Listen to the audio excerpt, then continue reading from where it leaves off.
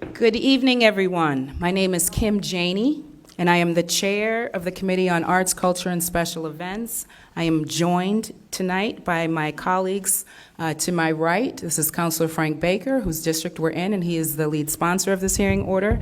And to my left, Councillor Matt O'Malley.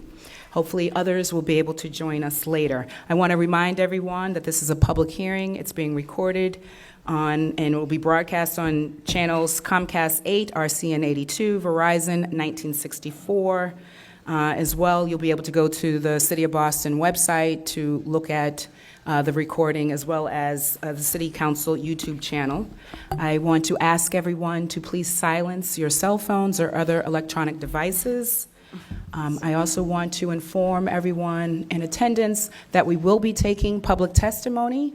And because there's so much interest in so many people, we will try to weave that in so you don't have to wait till the end. We'll have two panels. We have a panel here with the administration, and then we will have a community panel, and we will weave public testimony in throughout the hearing. If you are interested in testifying, you can sign up here at the front with Shane, who's waving his hands in the back there. Thank you. If you do want to testify, you would just state your name, your neighborhood, your affiliation. Today's hearing is on docket 1288. The matter, again, was sponsored by my colleague, Councillor Frank Baker, and Council President Andrea Campbell, and Councillor Michele Woo. It was referred to the Committee on Arts, Culture, and Special Events on September 11th of this year. This docket 1288 is an order for a hearing to discuss Little Saigon Cultural District, a designation right here in Fields Corner. So at this time, I am going to offer an opportunity for my colleagues to offer an opening statement, beginning with Councillor Frank Baker. Thank you, Madam Chair. I'd first like to thank the co-sponsors, Councillor Campbell, Councillor Woo, and also Councillor Janey for coming into the district tonight. Thank you for your time. Boston has the largest population of Vietnamese Americans in Massachusetts. Of the 9,403 foreign-born Vietnamese Americans residing in Boston, 3/4 live in Dorchester. The majority of Vietnamese American residents, business, and community programs are concentrated along Dorchester Avenue in the Fields Corner district. The first Vietnamese American community center in the country was built in Dorchester in 1994, Viet Aid. A cultural district designation aims to attract more business and tourism to the neighborhood. This hearing is an opportunity to hear from the Massachusetts Cultural Council, the City of Boston Arts Department, the Little Saigon Cultural District Working Group, and the residents to hear their questions, comments, and concerns. I just want to be clear that this will not change the name of Fields Corner. It will simply be a cultural district within Fields Corner. Thank you. Thank you. And Councilor Matt O'Malley. Thank you, Madam Chair, and good evening, everybody. My name is Matt O'Malley. I represent primarily the neighborhoods of Jamaica Plain and West Roxbury, and I'm here today to support my dear colleague and friend, Councillor Baker, the Council President, Andrea Campbell, with whom I was speaking earlier tonight, who sends her best wishes to everybody, as well as Councillor Michele Woo, the third co-sponsor. Thank you, of course, as well to the Chair, Kim Janey, for her great leadership in this space. I'm also here to offer some perspective as we went through something very, very similar in Jamaica Plain back in February of 2016. I met with a number of great local youth, mainly comprising the Hyde Square Task Force. We had a hearing in the basement of a library on a cold winter night, so the parallels are uncanny. And we began the process of designating Boston's Latin Quarter, essentially the area between Hyde Square and Jackson Square in Jamaica Plain. We went through the process. We engaged with the city. We engaged with the State Cultural Commission, and we were finally granted official status last year. And it has been tremendous. It's been great for businesses. It's been great for cultural understanding. It's been great to really highlight the vibrancy and the diversity of all of Boston's neighbors. So I'm without question, although I do not represent this area, supportive of Little Saigon, and happy to continue to work with Councillor Baker, the chair, as well as the other co-sponsors of talking about some of the steps that we went through, as well as some of the best practices, as we had a very similar process in Jamaica Plain nearly 4 years ago. So thank you both. It's great to partner with you and support your great efforts in this space. Thank you so much. So at this time, I want to begin with our first panel. I will ask each panelist to first just introduce yourselves, and then whoever's going to take the lead to go ahead and present.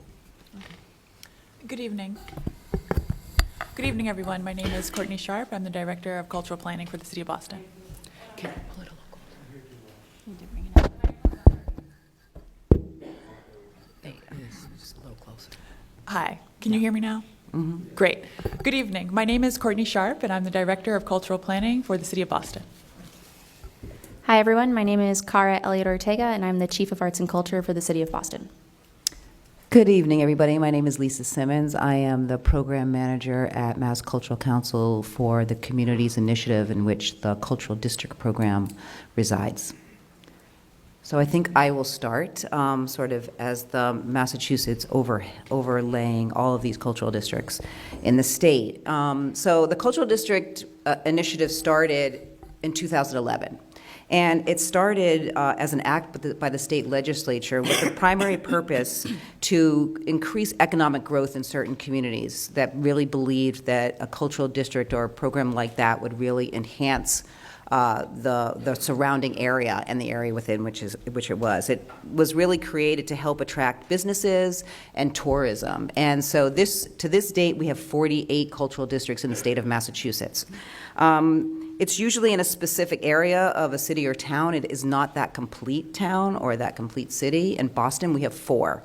And so we have the Fenway Cultural District, we have the Boston Literary Cultural District, the Boston's Latin Quarter, and the Roxbury Cultural District.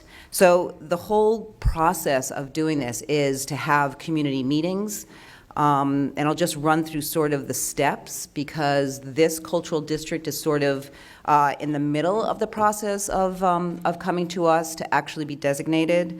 So you need to have the city or town come together, in this case Boston, and they need to pass a resolution. There needs to be a community meeting where everybody sort of comes together and decides that this is what we want.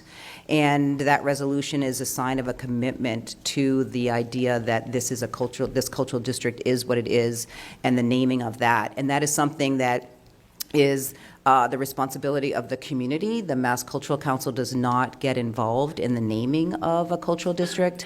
We have sort of, advised people who may have called us and asked us about that, but really it's about the partnership that comes together to make that designation. And once that happens, the Cultural District Committee will come together and they'll create a map of the boundaries of the places where they want that cultural district to be.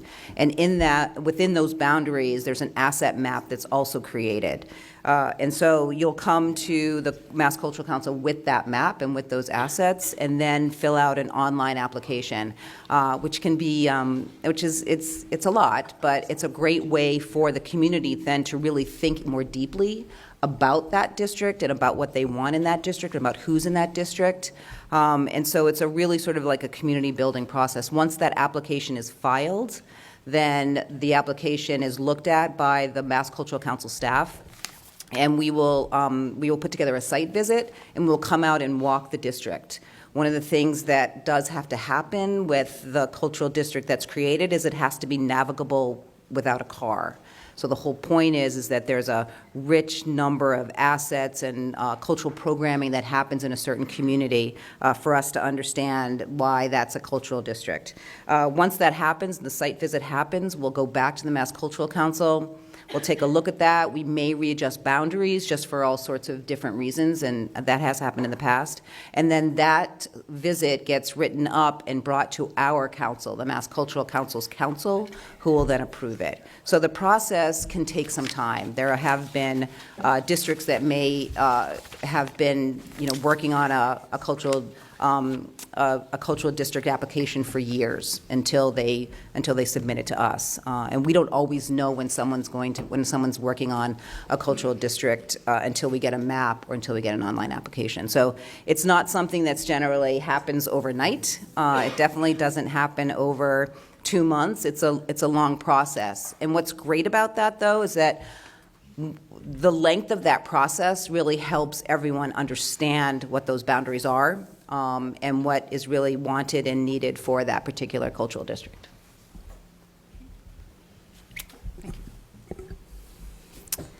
I just want to say thank you so much to the city councilors for having us and for having this forum on Little Saigon Cultural District. I want to thank Lisa also for being here. The Mayor's Office of Arts and Culture is very supportive of this initiative, and I want to thank NOVA in particular for their work in organizing the district with many community partners. In the city's cultural plan, Boston Creates, we talk about supporting cultural districts to create fertile ground for a vibrant and sustainable arts and culture ecosystem, and to integrate arts and culture into all aspects of civic life, inspiring all Bostonians to value, engage in, and reap the benefits of creativity in their individual lives and in their communities. So for us, this is really about investing in local culture where it's happening in ways that are accessible and relevant to the people who live there. Through cultural districts in Boston, we want to celebrate all of the cultures and immigrant communities that are here, investing in them equitably, and supporting a sense of place and community identity. This is in addition to the economic benefits of cultural programming and marketing that a cultural district can bring, including supporting small businesses and local tourism, as well as creating opportunities for local creatives, artists, and entrepreneurs. We also look to districts to help us make sure that the city is reaching people and organizations that are cultural anchors in their community to make sure that they can take advantage of our grant programs, fellowships, workshops, technical assistance programs, and other city resources. So we do really rely on the existing 4 districts that Lisa named to be that community voice that can really represent the cultural interests of their geographic area and the community that they work with, and to help us deliver programs that support work that's meaningful to that community. So we think that this district has already done some really amazing work to build a network of cultural producers, spaces, businesses, and workers, cultural workers, including groups like NOVA, the Vietnamese American Community of Massachusetts, the Fields Corner Main Street, Dorchester Arts Project, and there's even a new facility project in the works to create an interdisciplinary performing arts center that would have affordable rehearsal and performance spaces. So as we see some of these spaces online, we think that coming online, it's a great opportunity to have the district so that we can really wrap programming and kind of a knowable kind of identity around all of those assets and be able to share them, and also work to partner to receive funding and resources for them. So we think this district is coming at a really opportune time to connect these efforts and places and to build on the culture that's already here, that's already thriving. So we're really excited to be here in support of the district and to continue supporting cultural districts in Boston. Hello, everyone. So to echo points that both Lisa and Cara have said, the process for becoming a cultural district can take a while, and this has been going on. So we have already gone on some of the preliminary tours of the district. We've walked it. There have already been conversations about making the space more specific, because we recognize that originally there were conversations about what all the scope of the district would be, and now it's taken a shape that's more of a boulevards approach rather than spaces between.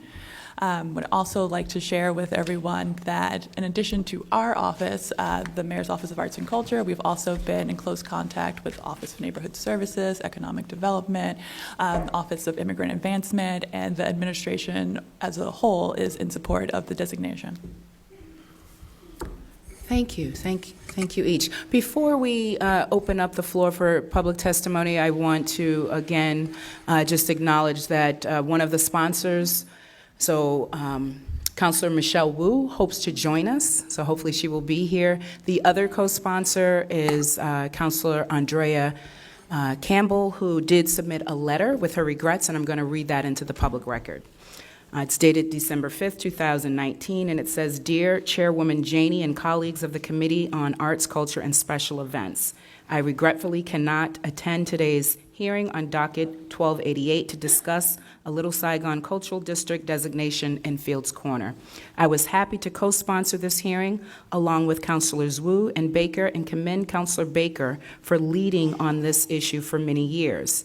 This is an important conversation, and I'm glad it is taking place in Fields Corner.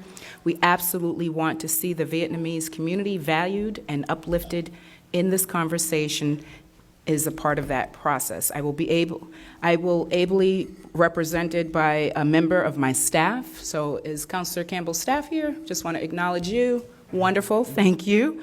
At the hearing, and I look forward to reviewing the committee's report and working with my colleagues in the community moving forward in this process, and it is signed by Andrea Campbell, Boston City Council President, as well as the District Councilor for District 4. I also want to acknowledge that we are joined by State Representative Dan Hunt, and we wanted to offer him the opportunity to offer some testimony before we get into the rest of it. If you would come here to the podium, Representative. Thank you, Councillor. I'll be brief because I have a cold, but I just want to thank you, Madam Chair, for organizing this hearing, Councillor O'Malley for bringing your expertise to the room, and to a large extent to Councillor Frank Baker, who called for this hearing with the original sponsor, but Councillor Baker has been working with the community for the past year to listen to concerns and following the mayor's lead on calling for a commission. This is the fruit of that labor. I think it's important to say that the Vietnamese community here in Dorchester is extremely strong, and we recognize that as political leaders. I know that Representative Liz Miranda hopes to be here later, but she expresses that as well. I have a colleague from the North Shore, Wynn, who will hope to be here today, and she's very supportive of this effort. What will come from this hearing is what this will look like at the end of the day. And I think it's important to do something, and where it begins and ends will be determined through this process. But it's important to note just how strong the Vietnamese community is here, and that we appreciate the strength of that community. In the 70s, when people were leaving, the Vietnamese settled here and really kept Dorchester a strong place. And you add such a quality of life. So I'm going to leave here and get some pho myself so I can feel a little bit better. But just wanted to say thank you for organizing this, and I look forward to hearing from all of you. Thank you. Wonderful. Thank you so much. I'm going to call a few people up, and we'll hear. Yeah. Leaving it in just because it's so many. So we're just going to call a few people up, so we don't want everyone to have to wait. There's a lot of people here. We want to weave it in. We will certainly go back and forth and have an opportunity to have questions with this panel. We will then weave in more public testimony before we start the second panel, and then we will have opportunity for questions, and then finally more testimony. So if we could just have a Taito from the Westminster City Council. Are you here? Yes. Wonderful, sir. Please. Thank you, Councillor.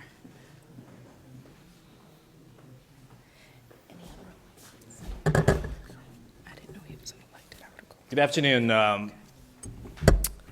Madam Chair and City Council member, members of the public. Thank you very much for the good work you have done for our community. I heard only good thing about you. It's an honor for me to stand here to address to you regarding the designation of the Little Saigon Cultural District at the Field Corner. My name is Taito, and I am a council member for the City of Westminster, California. I'm also a police officer for the Long Beach Police Department for over 24 years. My son is also a police officer in the Long Beach Police Department. I was a Vietnamese refugee. I lived in the refugee camp in 1981 to 1984 in Thailand with my good friend Wynn. Oh, sorry. we went way back. He's the vice president of the Vietnamese American community in Boston, and I immigrated to America in about 1984, and I resigned in California since. I'm always grateful for this great country and the American people for their generosity in welcoming us, a refugee, with open arms, and give us an opportunity to have a better life. A little bit about Westminster, California. It's also known as the first Little Saigon, and it's a coastal center of the Vietnamese refugee in America. Little Saigon is named after the former capital of Vietnam. The city of Westminster used to be a city full of orchard, strawberry farms. And it was designated a Little Saigon in 1988. It is now a metropolis full of shops and restaurants. There's no available land. The median price for the home in the city of Westminster is approximately $700,000. So it is not uncommon for consumer to offer about 1% over the asking price to get into any house on the market that close to the heart of Little Saigon. Because, it's a wonderful place to live. There are approximately about 50 to 60,000 people that visit the city on every weekend to shop and spend the money. It is a tourist destination because Westminster is considered the main cultural center of the Vietnamese American in America. It's where there's a lot of Vietnamese language TV station, radio station, and newspaper located. For the past 40 years, the Vietnamese American refugee have enriched the social, cultural, and economic landscape of America. And we have achieved success in many professional fields, including business, politics, law, science, education, literature, journalism, sports, and entertainment. In California, we have the great Senator Janet Wynn. In Massachusetts, we have Senator Dean Tran and Assemblywoman, we call Assemblywoman in California, Tram Wynn. The Little Saigon Cultural District at Field Corner designation, it will be a recognition of our community achievement as a whole, and also a vehicle to bring about a positive changes in the areas of social, economic, and political. Well, thank you very much for your time. Appreciate it. Thank you so much, Councillor, and thank you for joining us all the way from California. Thank you. Next time, bring some sunshine. Okay. At this time, I want to allow my colleagues on the council to engage with the panel with some questions, and I'm going to start with the lead sponsor. Thank you. Thank you, Madam Chair.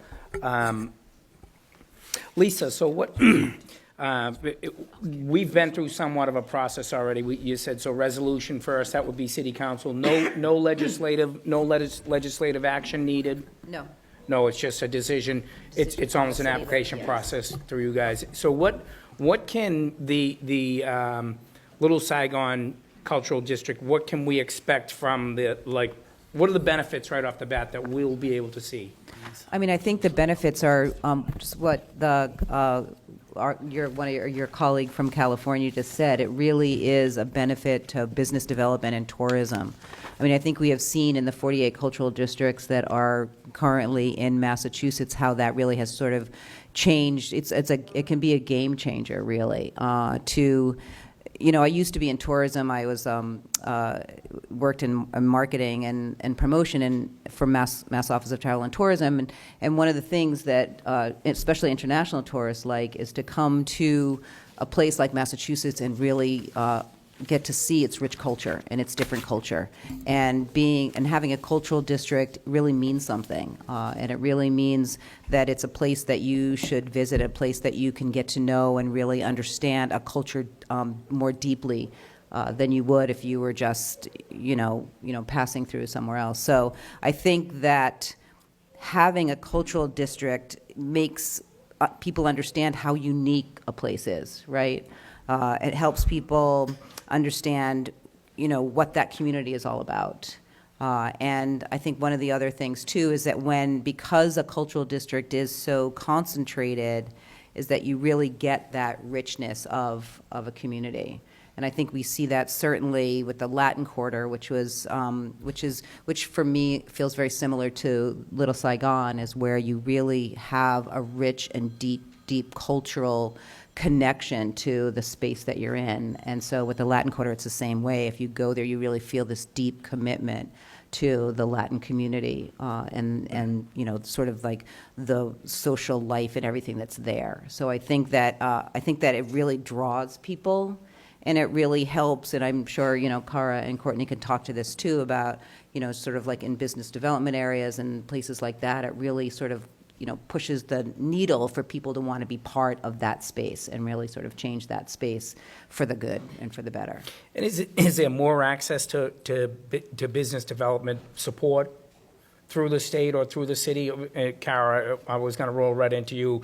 Is there any money from the state or any money from the city? Well, there is in the legislation. It does not state that there is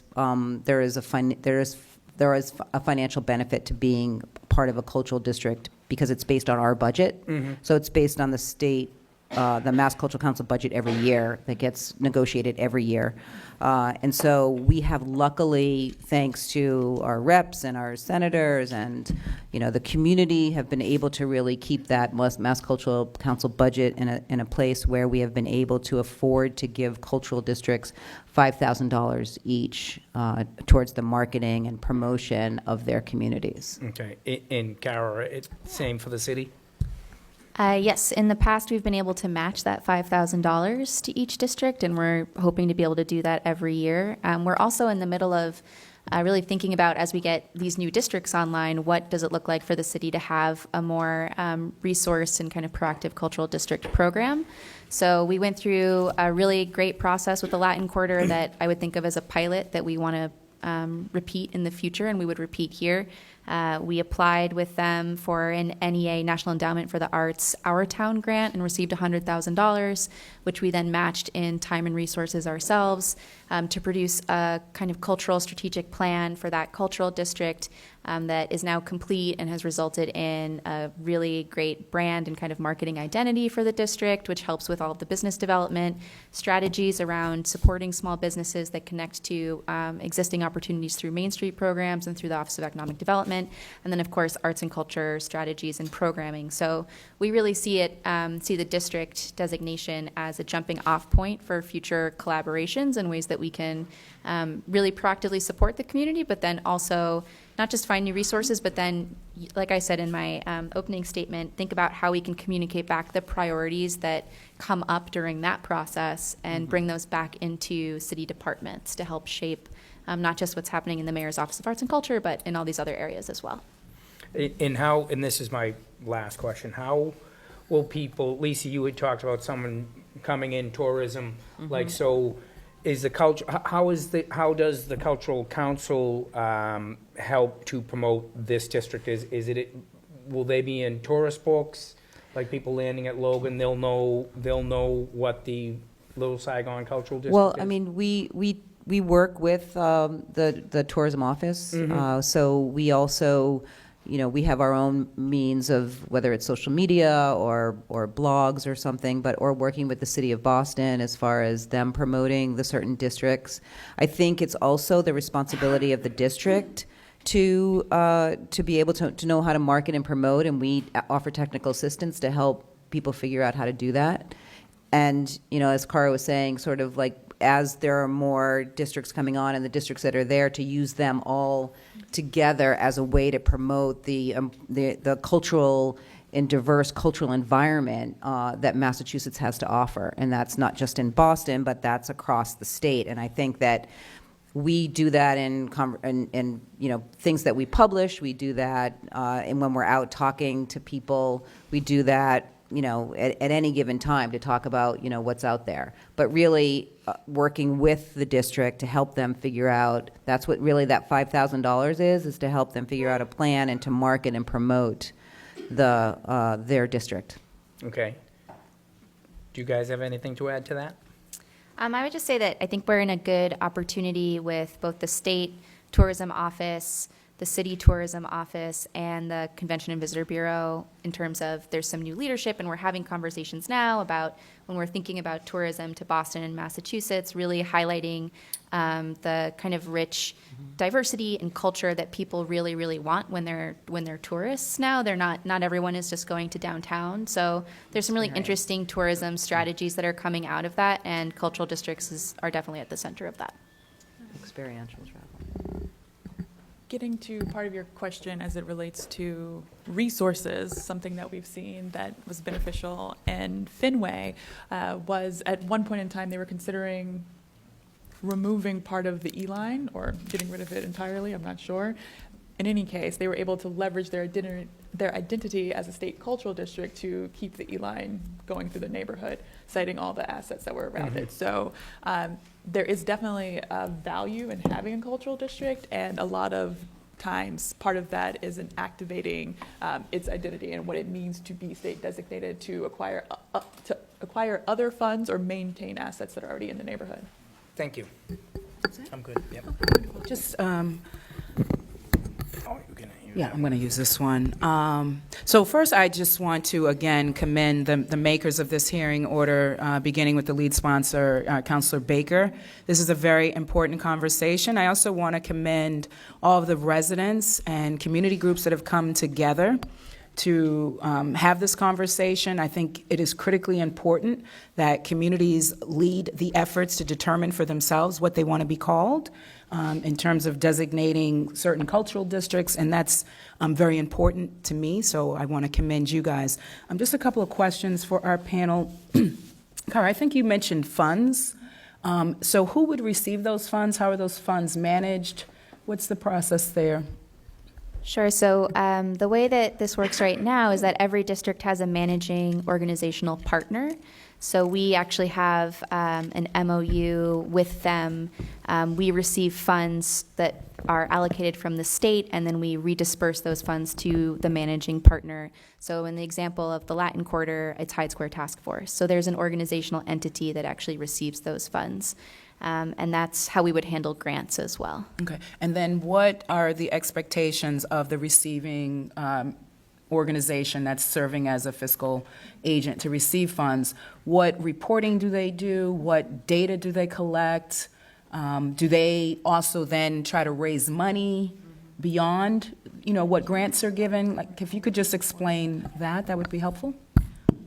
So each district has to complete a final report at the end of each year and sort of let us know sort of basically what they've been up to and what they've spent that $5,000 on, what has changed. The districts are designated for 5 years, and then they come up for redesignation after that time. And once they do that, they can make a decision about whether or not they want to change their boundaries, if there's any changes that they want to make to the district. They cannot do that within that 5-year period. But that reporting just gives us an idea over the course of those 5 years, each year, what those districts are doing.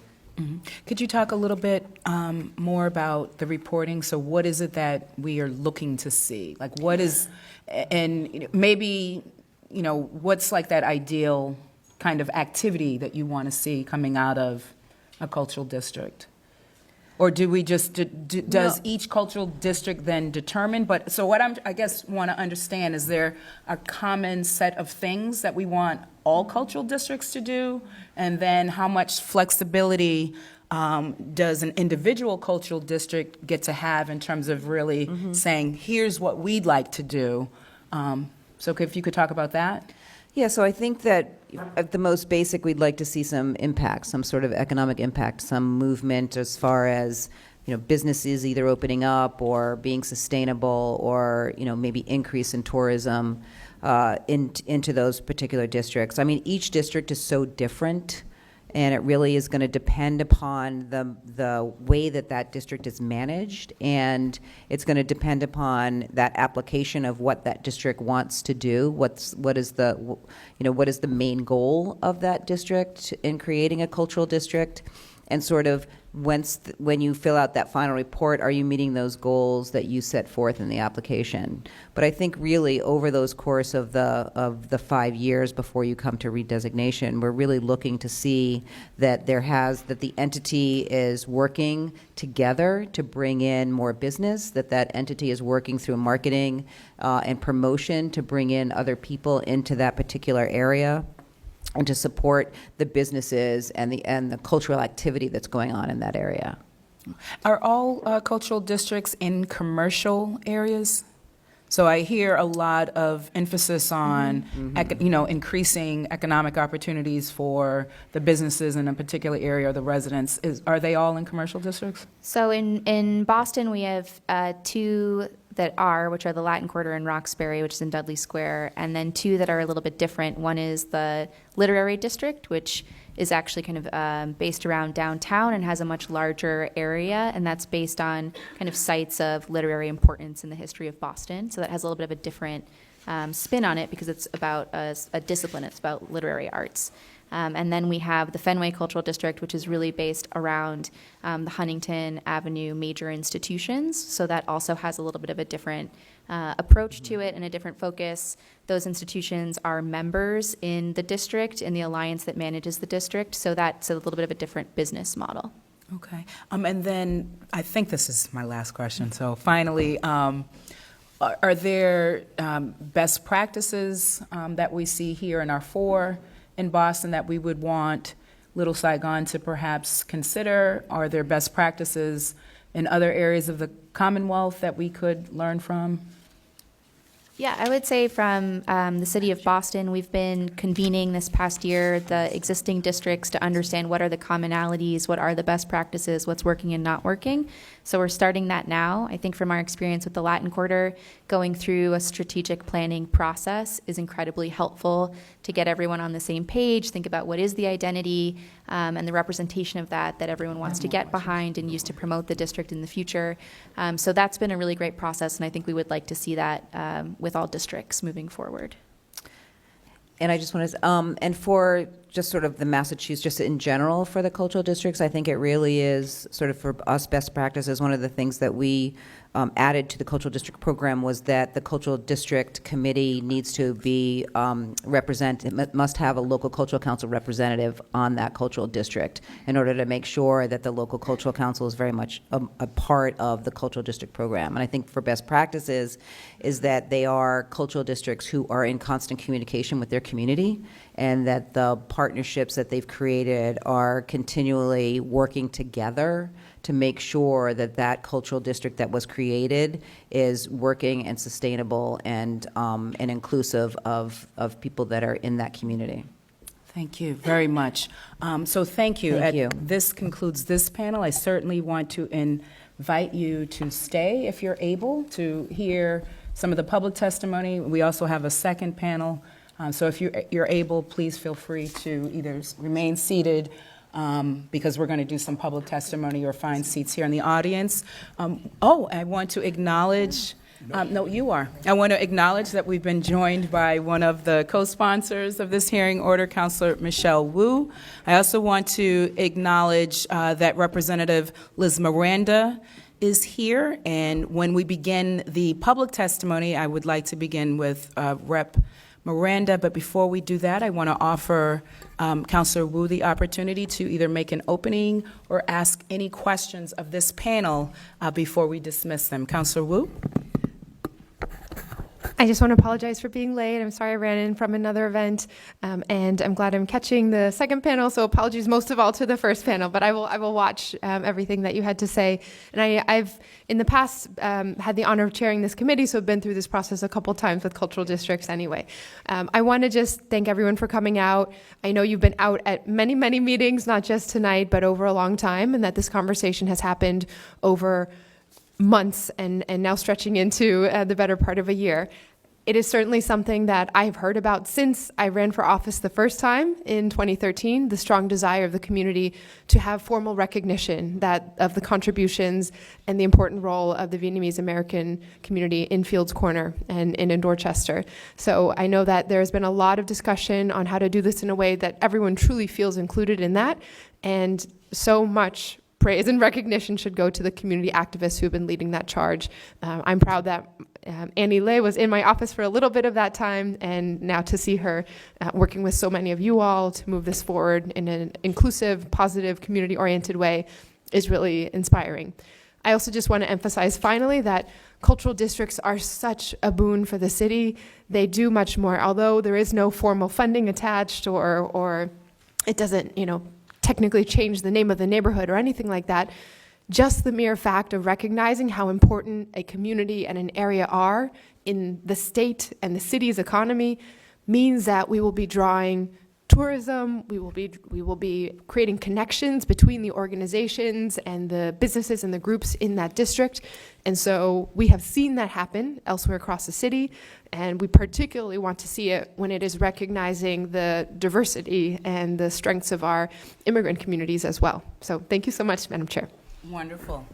So I want to weave in some more public testimony, because a lot of people are here. Before I call up folks from the audience, I want to invite Rep. Liz Miranda to join us at this podium, who will offer some testimony, and then I will call names. Good evening, everyone. Good evening. First, I'd like to thank the chairwoman of the Arts and Culture Committee and my fellow colleagues on the Boston City Council and also friends in the Cultural District community. Welcome to Fields Corner and also to the 5th Suffolk District. I'm very prideful being a first-generation immigrant to be representing parts of this community. I do understand that the Vietnamese community has had a long history and made such an impact, not just economically, but culturally to this community. I've also been part of witnessing the 9 months of all these meetings, and I'm really excited about where this community process is going to take us, not only for this particular hearing, but also around thinking about bettering and improving the Fields Corner community for generations to come. I'll be here listening, and I just want to shout out Annie and Kang and a couple of the people who have been keeping me abreast of this cultural pursuit. I have been a part of cultural districts before. I am mostly from the Roxbury community and have been a part of the Roxbury Cultural District and have seen what that's been able to do for that community. So I'm excited to learn more about how it can help our community. So thank you all. Is that cool? Thank you so much. It's cold outside. Thank you so much, Rep. Miranda. Now I'm going to go through our list and invite people to line up at the podium. We have next, and I apologize if I am mispronouncing your name, Lien Tho Dao. Tudao. Thank you so much. If you could join us here at the podium. I'm going to call, just up next before you begin, is it Hung Thang? Did I get that right? Yeah. Sorry, thank you. And then Hip Chu. Hey, how are you? Yes, please line up, please. All right. Good evening, Madam Chair and City Councilors and the Arts and Culture representatives. And good evening, everyone. My name is Lien Tu Dao. I'm a resident of Dorchester since 1992, a practicing optometrist in Massachusetts, and an active member of the community, and am today speaking on behalf of the Vietnamese Traditional Martial Arts Binh Dinh Academy located in Fields Corner to express my support for the establishment of a Little Saigon Cultural District. And here we have our master today, Pastor Bick, sitting right there. I believe that this initiative would bring people together in a collaborative effort strengthening the bond amongst community groups and individual members. My school and I are also well aware that this initiative does not replace any prior designations or names, but rather places its highest respect for the community while pursuing this initiative. The Martial Art Academy has been established in Fields Corner since 2004 and has seen and received the mutual benefits for being in this proposed district. The proposed area for Little Saigon is where our organization has been encouraged to form, established, supported to grow, and strengthened to last in many ways. It encourages one's pursuit of cultural and historical preservation, as the culture of the martial arts consists of 4,000 years of Vietnamese history. In fact, our biggest event is this weekend to celebrate our history with the community. Our students are Vietnamese and non-Vietnamese. We are proud to be able to contribute to the diverse culture of this area, as we all can learn from one another to exchange knowledge and skills, understand and respect each other while keeping our identity, thus making it a safer neighborhood to live in. Just to name a few, our school has participated in the neighborhood's multicultural nights, years of street cleaning with Boston Shine, Dorchester Day Parade traditions 13 years consecutively, community policing, and so many more. Having the opportunities to contribute to our community makes one feel at home. In the spirit of this initiative, we support the Little Saigon Cultural District, as it will increase awareness of cultural assets in this neighborhood, as studies have shown that the best education is where there is most diversity. The most diverse government has the best check and balance system. A neighborhood with the most diverse cultural asset will be able to revitalize itself and beautify the district it is in. And we believe that this initiative will be another vehicle in the overall community effort toward this common goal. As resident of the beloved Dorchester for almost 30 years, I believe this designation will highlight a cultural asset that Fuse Corner has always taken ownership of and can plant future seeds for many more assets of Fuse Corner and thus Dorchester. We hope you will join us in supporting this worthy cause. Thank you. Thank you so much.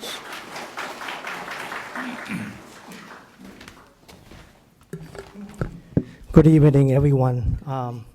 I wish I know every one of your names so I can say thank you especially. But first of all, thank you for your being here today. And secondly, I would like to say thank you for giving me the opportunity to come here and to express my feeling about also my desire about the Little Saigon Cultural District. My name is Hoang Tong. Currently, I am the operations manager for Unitrans Worldwide Incorporated. Besides that, I am also a local Vietnamese singer of the Vietnamese Cultural Performance Group in Boston. We perform about 20 or 30 cultural events each year. Our performances include songs that related to stories and legends of historical significance. These events draw hundreds and sometimes thousands of people, both old and young people. These performances allow older generation to reminisce about the happier days in Vietnam before they were forced to leave everything behind and risk their lives in search of freedom, including me. For those growing up here, these events give these young people a sense of identity and pride and educate them of their rich cultural heritage. I have lived in Boston area for more than 20 years, and I am proud to be a resident of this historical city. I am also proud to be a Vietnamese American. Nothing could bring me happier or greater pleasure than to see a piece of my birth country represented in this my current country.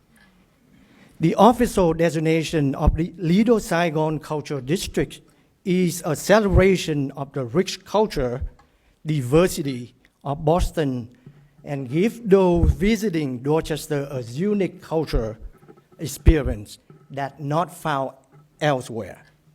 So again, I thank you for your time, your support, and I hope after this hearing today, not just for all your support, but everybody here for your support to name it the Little Saigon District in the heart of city of Dorchester or the city of Boston. And there's one thing I talked to my friends out there, some of my fellow Americans. They asked me a personal question. They would support me, but they asked, how could it be, explain to me, how could you want to change, to make the Little Saigon name to replace the city of Dorchester? Without hesitation, I say no, that's not exactly what are we going to do. The city of Boston and the city of Dorchester has been hundred years of history, and it will be remain with unchanged. We only want to ask for your support to make our Little Saigon as a very, like I said, is it more, nothing make me happier or pleasure to have the peace of my country in this hard city of Boston and city of Dorchester. So thank you again for having me here today. Thank you. Thank you, sir. And as Mr. Chu comes up to the podium, I'd like to call up Nancy Tran and Ashley Tran. Thank you. Go ahead, sir. Madam Chair and councilors and committee members, my name is Hip Chu. I arrived to the United States to Amherst town in western Massachusetts in 1980, and I left Amherst to Boston to go to school, and believe me, I never went back. And I have been resides in Dorchester, not too far, a few blocks away from here. since 1984. And my daughter was born in, I don't know, anybody would know St. Margaret. Councillor Baker would know. It's no longer there. And now it's St. Mary for the woman. So she was born there, and then same with my sons, and they all grow up in Dorchester. We never left town, and they all educated, through BPS, and they are doing perfectly fine. At least they don't depend on our finances. So I just want to bring back to the issues here is that I totally supported and wholeheartedly supported the naming or the recognition of the Little Saigon Cultural District in Fields Corner, and that's the key. So I want to really bring it down to like 2 personal points. Number one, I am, as a local developer, I'm totally committed in Fields Corner. All of our properties in Fields Corner, Dorchester, I had many opportunities somewhere else to invest the money, but that's not the case. And again, I never left town. So the latest commitment that I did really purchased a lot between Park Street, Adams, and Lincoln. It used to be the old bowling place, the Lucky Strike. Now, the Lucky Strike is really the names for the candle pins. I don't know anybody bowlings anymore nowadays, but they opened in the 50s. It's all candle pins, which is small pins, not the big ball. This is small ball. So they kind of like, phase out the life transitions. Nobody golden bowlings anymore back in the early 90s. So the business closed for 10 years or so. We took over, and we just envisioned that, this would be an add-on business district. So the buildings went up, and that basically was be the biggest private developments in the Fields Corner area for almost 50 years. We added on 10,000 square feet of first floor commercial space. Right now it houses 5 businesses, and believe me, they are very successful businesses. Anybody hear about Kumon? Kumon is a Japanese education model. And the whole theory is that urban area have money to spend. Kumon model, it turned out to be the most successful franchise for the area. They outbid the Kumon centers there, outbid their counterpart in Milton and Quincy. Those are the 3 Kumon franchise centers in the Dorchester area, Boston area. And right now, all the local businesses, we are so happy. The foot traffic, you wouldn't imagine the foot traffic for those 5 businesses.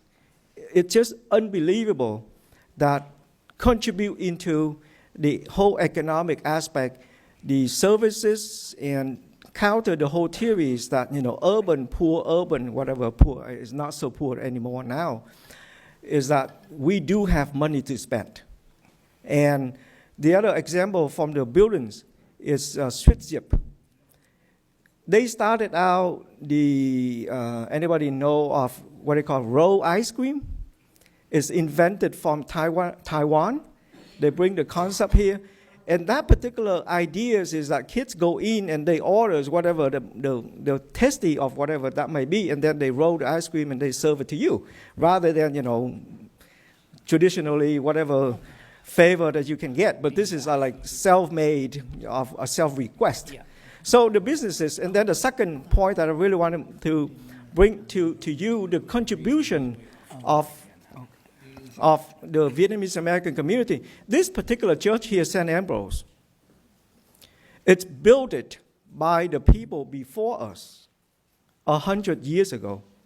And we appreciate it for those who went before us and built Fields Corner, built Dorchester, built this community, and built this country, that we come later to inherit. And I just want to share one personal story.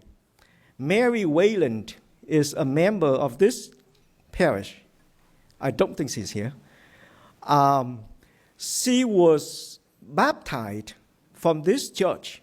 It's the old church. You know, for those of you know the histories of Dorchester, this church burned down in 1984.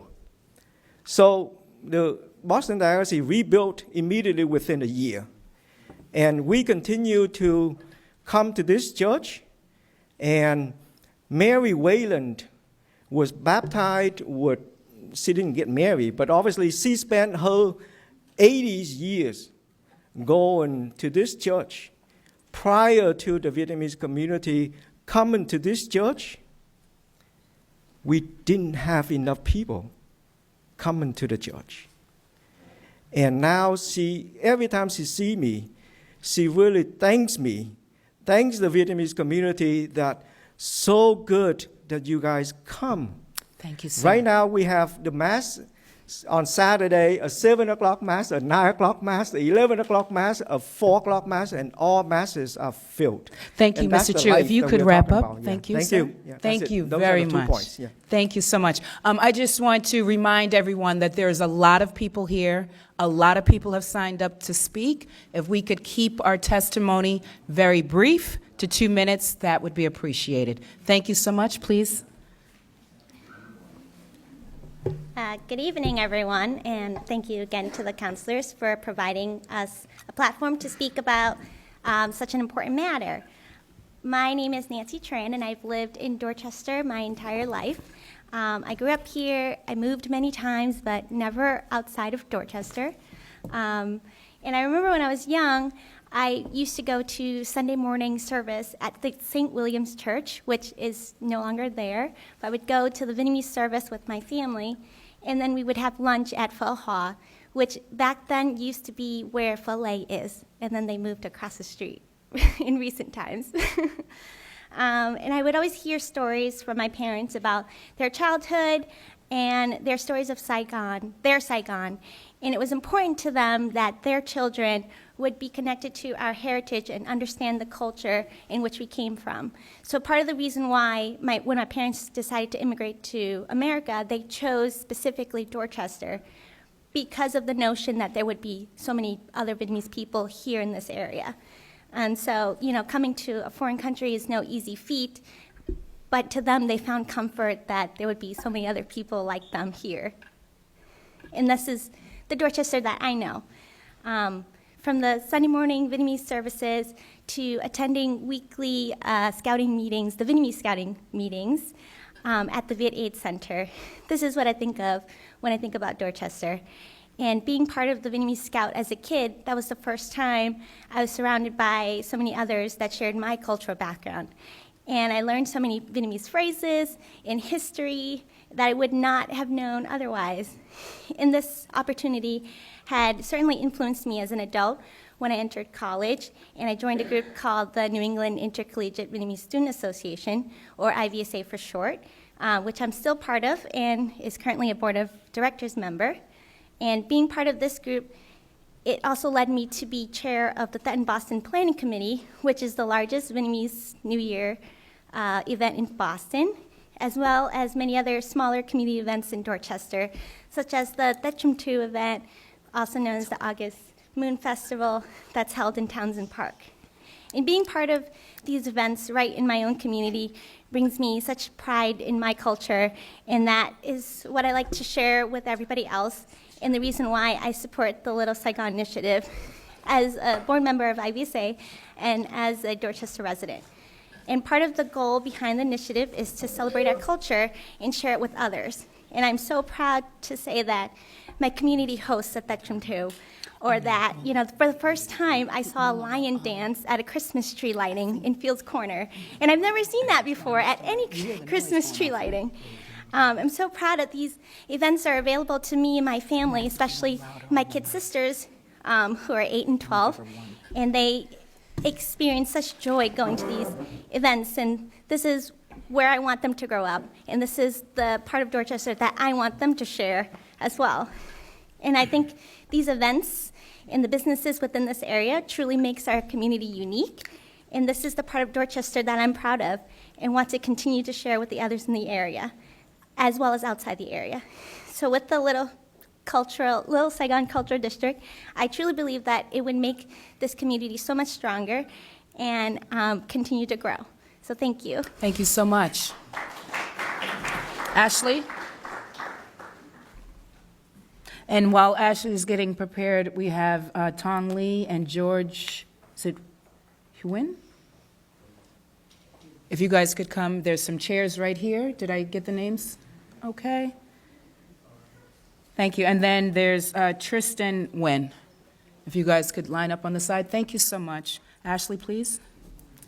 Good evening. My name is Ashley Tran, and I'm speaking on behalf of the Massachusetts Vietnamese Scout Association, Hung Dao Bac Dang, to express my support for the establishment of Little Saigon Cultural District. I am a 16-year-old Vietnamese American who is a child of 2 Vietnamese refugees, just like the many first-generation children living in Dorchester. I have been a part of Scouts since I was 5 years old, and it has made a huge impact on my life. Many values I learned as a Scout, such as integrity, loyalty, or kindness, are connected to my Vietnamese identity. Although we have requirements like a normal American Scout troop, Hung Dao Bac Dang has taught me about the Vietnamese culture, heritage, and traditions, which has allowed me to connect with other Vietnamese Americans. Little Saigon Cultural District would be beneficial to my Scout troop since it can make people more aware of the programs available to the community. It can help young people and future generations to recognize their heritage and to be proud of where they come from.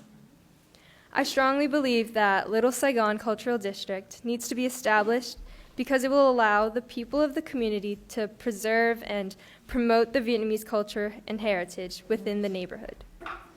This area is the closest thing that holds remembrance of their homeland after the Vietnam War for the Vietnamese refugees. Also, the Little Saigon Cultural District will enhance the local development for the Vietnamese community. It is critical that attention goes toward cultural facilities which will attract the growing population of the community. Currently, there is a disconnect between the first-generation Vietnamese Americans and the refugee generation because of the minimal interaction with the Vietnamese culture within the community. There is a lack of awareness of Vietnamese culture activities in Boston except through word, which does not allow Vietnamese Americans to experience their culture firsthand. Little Saigon Cultural District can support the already existing resources and events held in Dorchester and make them more public to the entire community. Dorchester is a very inclusive community with many different ethnic groups. If you could wrap up, that would be great. Thank you. In closing, I would like to say, as a young resident of Dorchester, I am a strong advocate of establishing the Little Saigon Cultural District for our current and future generations. Thank you so much for being here and listening to me, and we hope you will join us in supporting this cause. Thank you so much, Ashley. Thank you. Tong? Tong, are you here? Tong Lee? Am I pronouncing the name wrong? I'm sorry.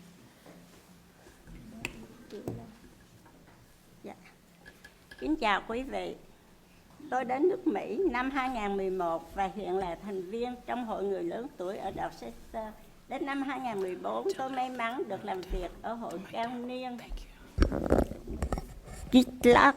Tại đây gồm có người Mỹ bản xứ và người Mỹ gốc Việt như tôi. Ở Việt Nam, tôi là một giáo viên cấp 1 với 32 năm trong nghề giảng dạy. Tôi đến đây để chia sẻ với các bạn một chút về văn hóa Việt Nam. Và theo kinh nghiệm của tôi, một người mới đến với cộng đồng Dorchester, nơi tôi đã yêu thích kể từ khi tôi mới đến nước Mỹ. Giống như hầu hết các gia đình người Việt sống ở đây, trong lúc bố mẹ đi làm để lo cuộc sống thì các cháu ở nhà với ông bà. Ngoài sự kết nối gần gũi, người già chúng tôi cảm thấy bớt cô đơn buồn tẻ. Còn các cháu thì được học tiếng Việt, được hiểu biết về cội nguồn qua các câu chuyện dân gian, lịch sử đất nước và những nét đẹp của dân tộc Việt Nam qua những tranh ảnh trong các câu chuyện được kể. Khi đến 5 tuổi, các cháu được cấp sách đến trường, các cháu bắt đầu bỏ thói quen nói tiếng Việt và nói nhiều tiếng Anh khiến cho thế hệ lớn tuổi như chúng tôi gặp khó khăn trong giao tiếp. Là một công dân người Mỹ gốc Việt, hiện đang sinh hoạt cùng con và các cháu được sinh ra từ đất nước Mỹ. Tôi buồn nhiều khi thấy một nền văn hóa bị lãng quên, và tôi biết người lớn tuổi giống như tôi sẽ sống trong cô đơn khi các cháu dần dần mất đi sự kết nối với chúng tôi. Thêm vào đó, tôi sợ rằng các cháu khi lớn lên sẽ đánh mất quê hương cội nguồn, và có lẽ đây là điều mà các cháu sẽ hối tiếc sau này. Nhưng với sự rộng lượng và lòng tốt từ một cộng đồng đa dạng văn hóa như ở Dorchester, những người mới đến nước Mỹ như gia đình tôi đã có thể vượt qua những trở ngại từ rào cản ngôn ngữ để tìm một nơi mình sinh sống, làm việc, học tập và các dịch vụ khác. Do nhu cầu thiết yếu của chúng tôi, có nhiều chương trình và dịch vụ trong cộng đồng cho chúng tôi học hỏi, giúp chúng tôi tìm việc và hỗ trợ chúng tôi trong các vấn đề liên quan đến y tế sức khỏe. Qua đó tôi cảm nhận được với dân số người Việt ở Dorchester khoảng 12.000 người, trong đó đoạn đường từ Falconer đến Seven Hill, ta có thể nói rằng nơi đây là trung tâm của người Việt. Cứ nhìn vào một số phòng mạch, nhà thuốc, nhà hàng, siêu thị cũng như các công viên đã thu hút người Việt qua các hoạt động như Trung thu, các lễ kỷ niệm, Tết âm lịch. Cũng có những lớp dạy võ cho người Việt yêu thích môn võ cổ truyền của dân tộc, lớp văn lang Việt ngữ và một cộng đồng Việt Nam ở Việt S. Ngoài ra còn có một số dịch vụ khác được thành lập đã hơn 10 năm ở đây. Sau những ngày học tập ở trường, các cháu có thể đến nơi đây để sinh hoạt và vui chơi. Qua các hoạt động nêu trên, chúng tôi nhìn thấy hình ảnh quê hương của mình ở nơi đây và cũng từ đó vơi đi nỗi nhớ của người Việt tha phương. Người Việt chúng tôi vốn rất hiếu khách và yêu chuộng hòa bình, với bằng tất cả sự khát khao và có được một không gian văn hóa cho người Việt, làm nơi sinh hoạt giáo dục cho các thế hệ người Việt tại cộng đồng, và cũng là nơi mà cộng đồng người Việt có thể giao lưu, trao đổi, học hỏi với các nền văn hóa của các sắc dân khác trong khu vực, từ đó cùng xây dựng một Dorchester đoàn kết thịnh vượng và đa văn hóa. Rất cảm ơn các quý vị đã đến đây, đã lắng nghe và chia sẻ cùng chúng tôi. Xin chân thành cảm ơn tất cả quý vị. Thank you. Yeah.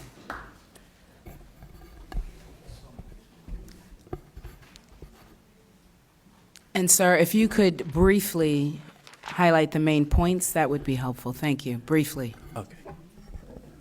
All right. So the madam wanted to voice her very strong support for the designation of Fields Corner, Little Saigon, as a cultural district. And the main reason for that was because, so she came here in 2011, and over the past few years, she has seen her grandchildren gradually losing their ability to speak Vietnamese, as well as gradually forget their roots and their culture. And because of that, she's very concerned that young people in the community will basically have, they will basically have the same fates. And so she really hopes that by becoming a cultural district, there will be a lot more cultural activities, there will be a lot more focus on Vietnamese culture, in order to ensure that the future generations of young Vietnamese, especially those who were born here, will be able to remember their roots, will be able to speak Vietnamese, and will remain Vietnamese while being an American. Yeah. Man, thank you so much. Thank you. George, is George here? And Tristan? Thank you.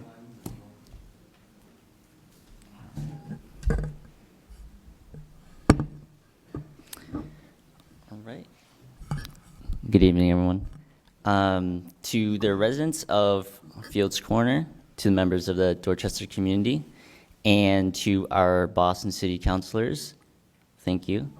It is an honor to speak for you all today.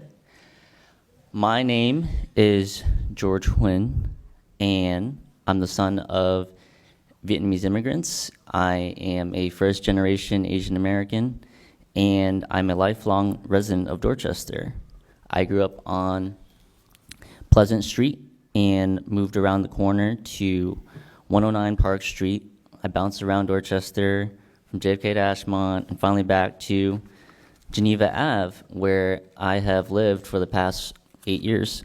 I attended the Dorchester Youth Collaborative and Viet Aid growing up, and actually that's where I currently volunteer and deliver the interpreted sermon every Sunday. And I graduated from Boston Latin School and later Yale College. And last year, I was a teacher at Up Academy, Dorchester Middle School, but I don't do that anymore. Currently, I serve as a legal advocate at the Volunteer Lawyers Project of the Boston Bar Association, and we get a lot of clients who are Vietnamese and who reside here in Fields Corner and Dorchester.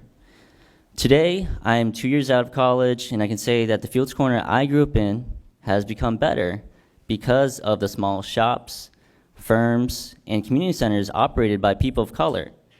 Cape Verdeans, Puerto Ricans, Dominicans, Haitians, African Americans, and Vietnamese folks in this town. They contribute so deeply to the economic and social fabric of our community. And having spent a fair share of my childhood at playing tag at the playground nearby, I've enjoyed tremendously the cultural events that have been put on at Townfield Park, and also definitely the meals that I share with my friends and family at Valet and Unhome. And perhaps Little Saigon Cultural District seems too Vietnamese-centric, but this place is indeed a very heavily Vietnamese-influenced district. So let us continue to celebrate the diversity within this community. So, counselors, I join my colleagues and my neighbors here in asking you for your support in retaining Little Saigon as our name. And by doing so, we not only preserve our heritage, but also our history. And while it may seem trivial to some, our home and how we call home mean the world to us. So thank you for your time and consideration. Thank you so much. Thank you so much. Please. Good evening. Thank you, Madam Chair. Thank you, Councillor Woo, Councillor Baker. Thank you, Boston Art Council, Mass Art Council. My name is Tristan Wynn. I have been a resident of Dorchester for almost 2 decades and started a small business here. I attended the John P. Holland Elementary School on Oney Street, right off Geneva Ave. I believe the school is called Up Academy now. Growing up, I would roam the streets of Dorchester on my green BMX bicycle with other little rascals in my neighborhood until it's like way past dark.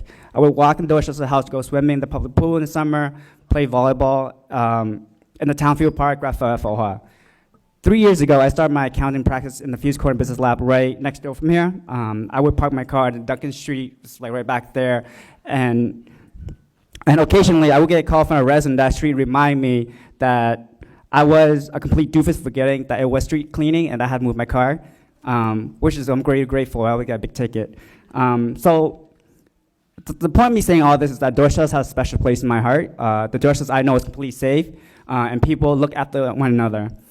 This past May, when my firm was looking to add a member to our team, I came to realize that the Dorchester I know is a stark contrast to Google's. After a lengthy and arduous process of interviewing over a dozen individuals, we finally found one that we really loved. She was a young lady from Brookline, graduate from Purdue University. We were really excited to bring her on board. I gave her an amazing offer, unfortunately to turn it down. And her reason for turning it down is that she thought it was too dangerous for her to commute to Dorchester every day. I was disheartened. This place where I felt it was completely safe and my second home was impacting my ability to recruit and retain top talent.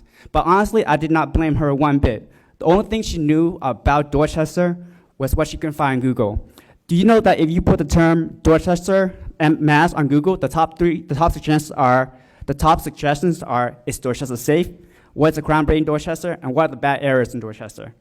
The first impression people get about Dorchester is about the crime rate and the safety concerns.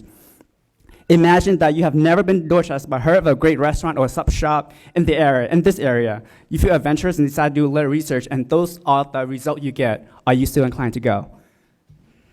As a small business owner, I come to realize that what people find on Google do affect our business. This thing not only affects my business, but it affects ranking liability to attract customers to their amazing coffee, which I think is the best and strongest in the town. For 2,000 ability to attract adventurous foodies to try the grilled catfish. It affects Unhome ability to attract people to try the delicious 7 course of beef. What people find on Google about this affect all business in this area. I am here to support the Lower Saigon Cultural District because I support the local business here.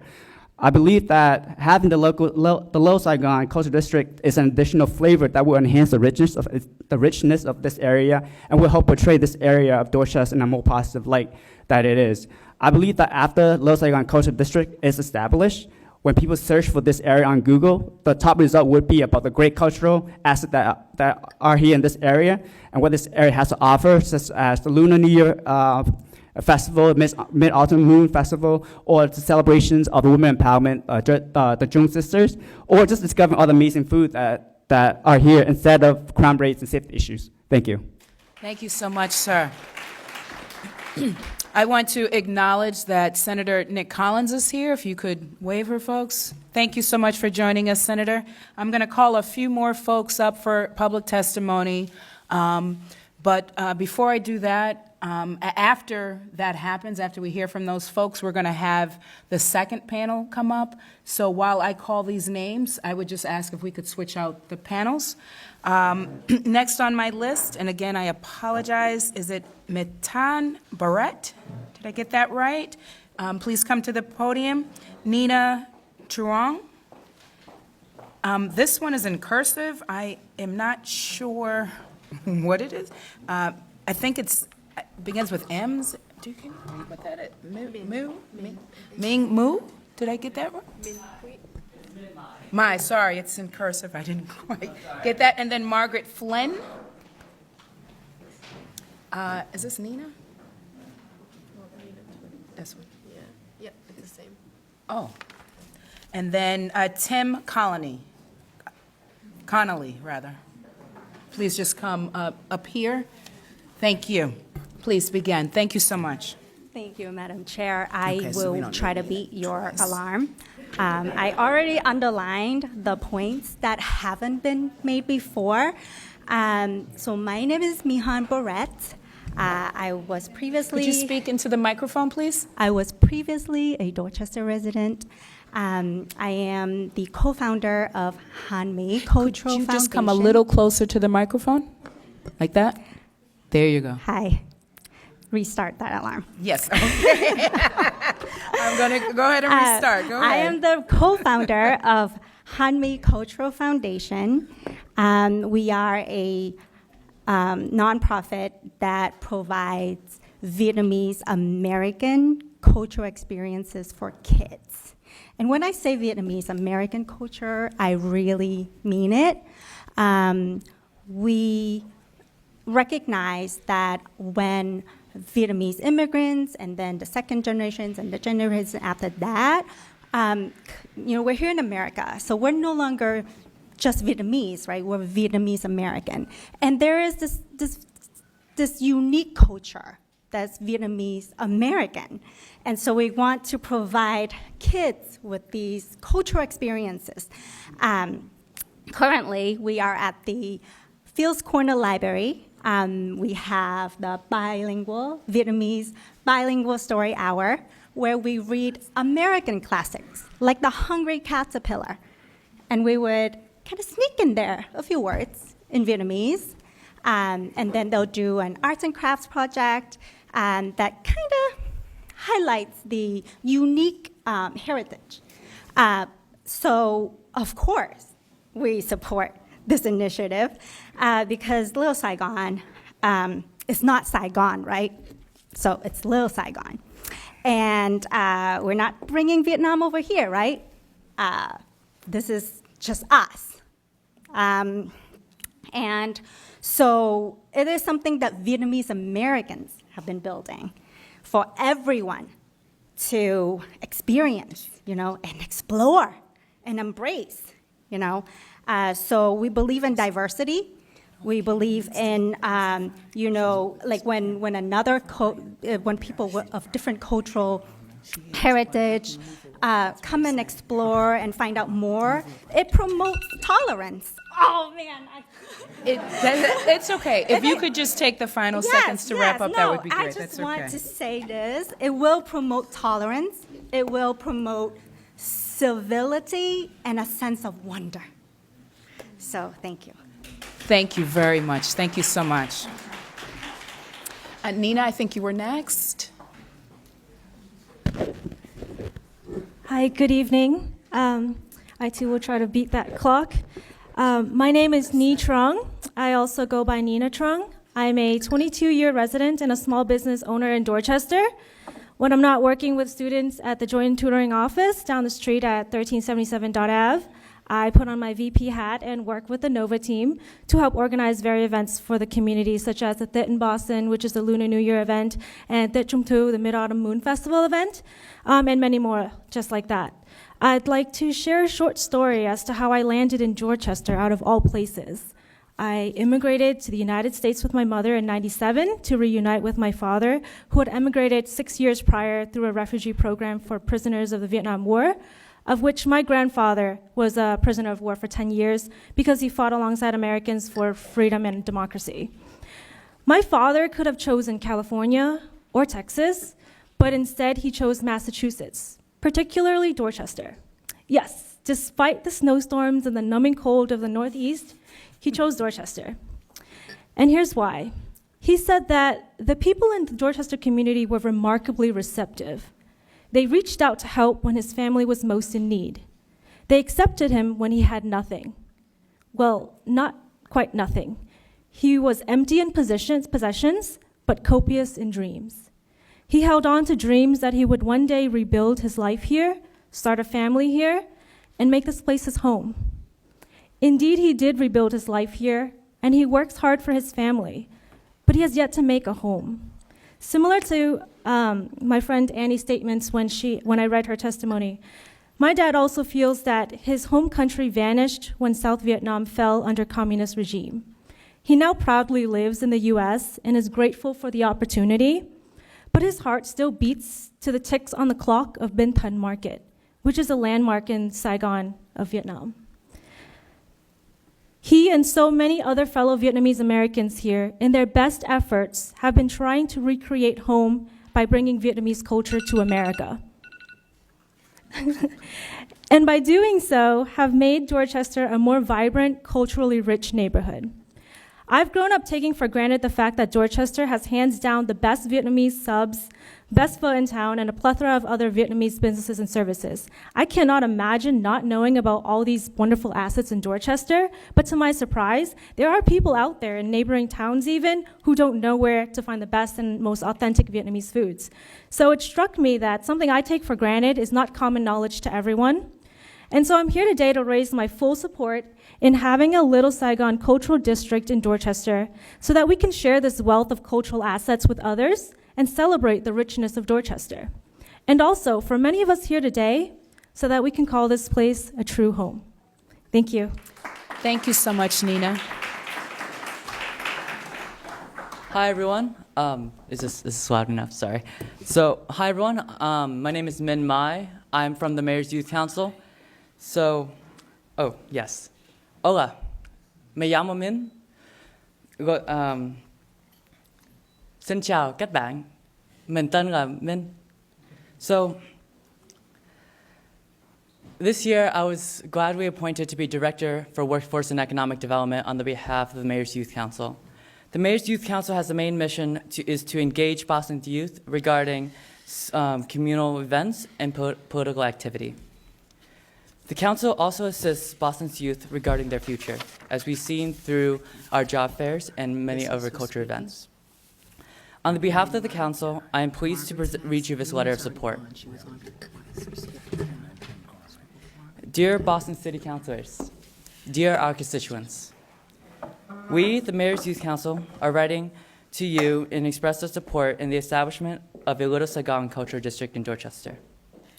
We specifically support the initiative's goal to bring people together and the mission to preserve and promote and enrich the Vietnamese community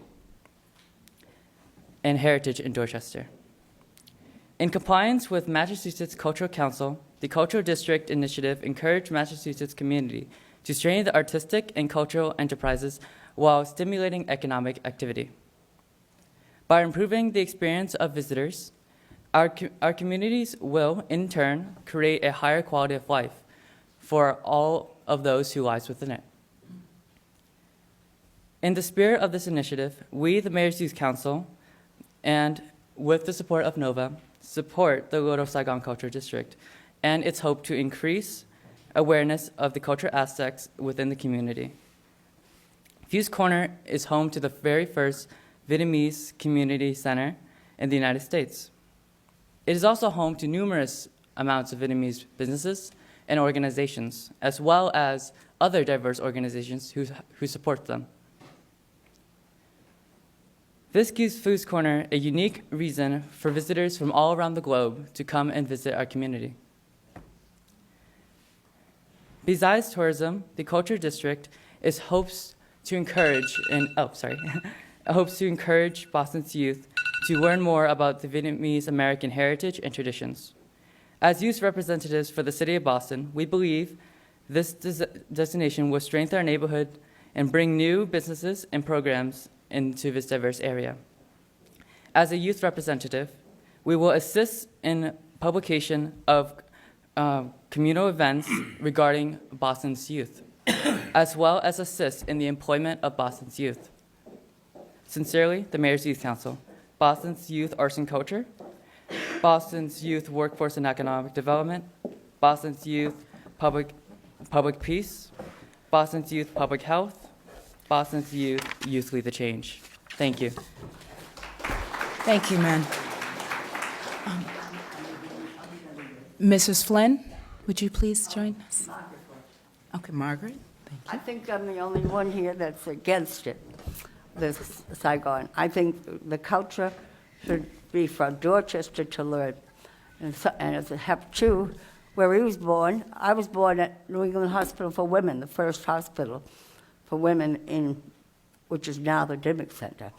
I think that this is a diverse neighborhood, and it's taken away from our Cape Verdean, Black, Caucasian. We have a Dominican Republic, El Salvador. This is taking away from their community. So they have restaurants here. They have barbershops. This is completely wrong on my perspective. And I've lived in Dorchester 40 years and Roxbury previously and gone to all the public schools. Now, I'm very involved with my community all the time in different aspects. And I'm completely against it, and some of you already know that. So that's all I have to say. Thank you, Margaret. Tim?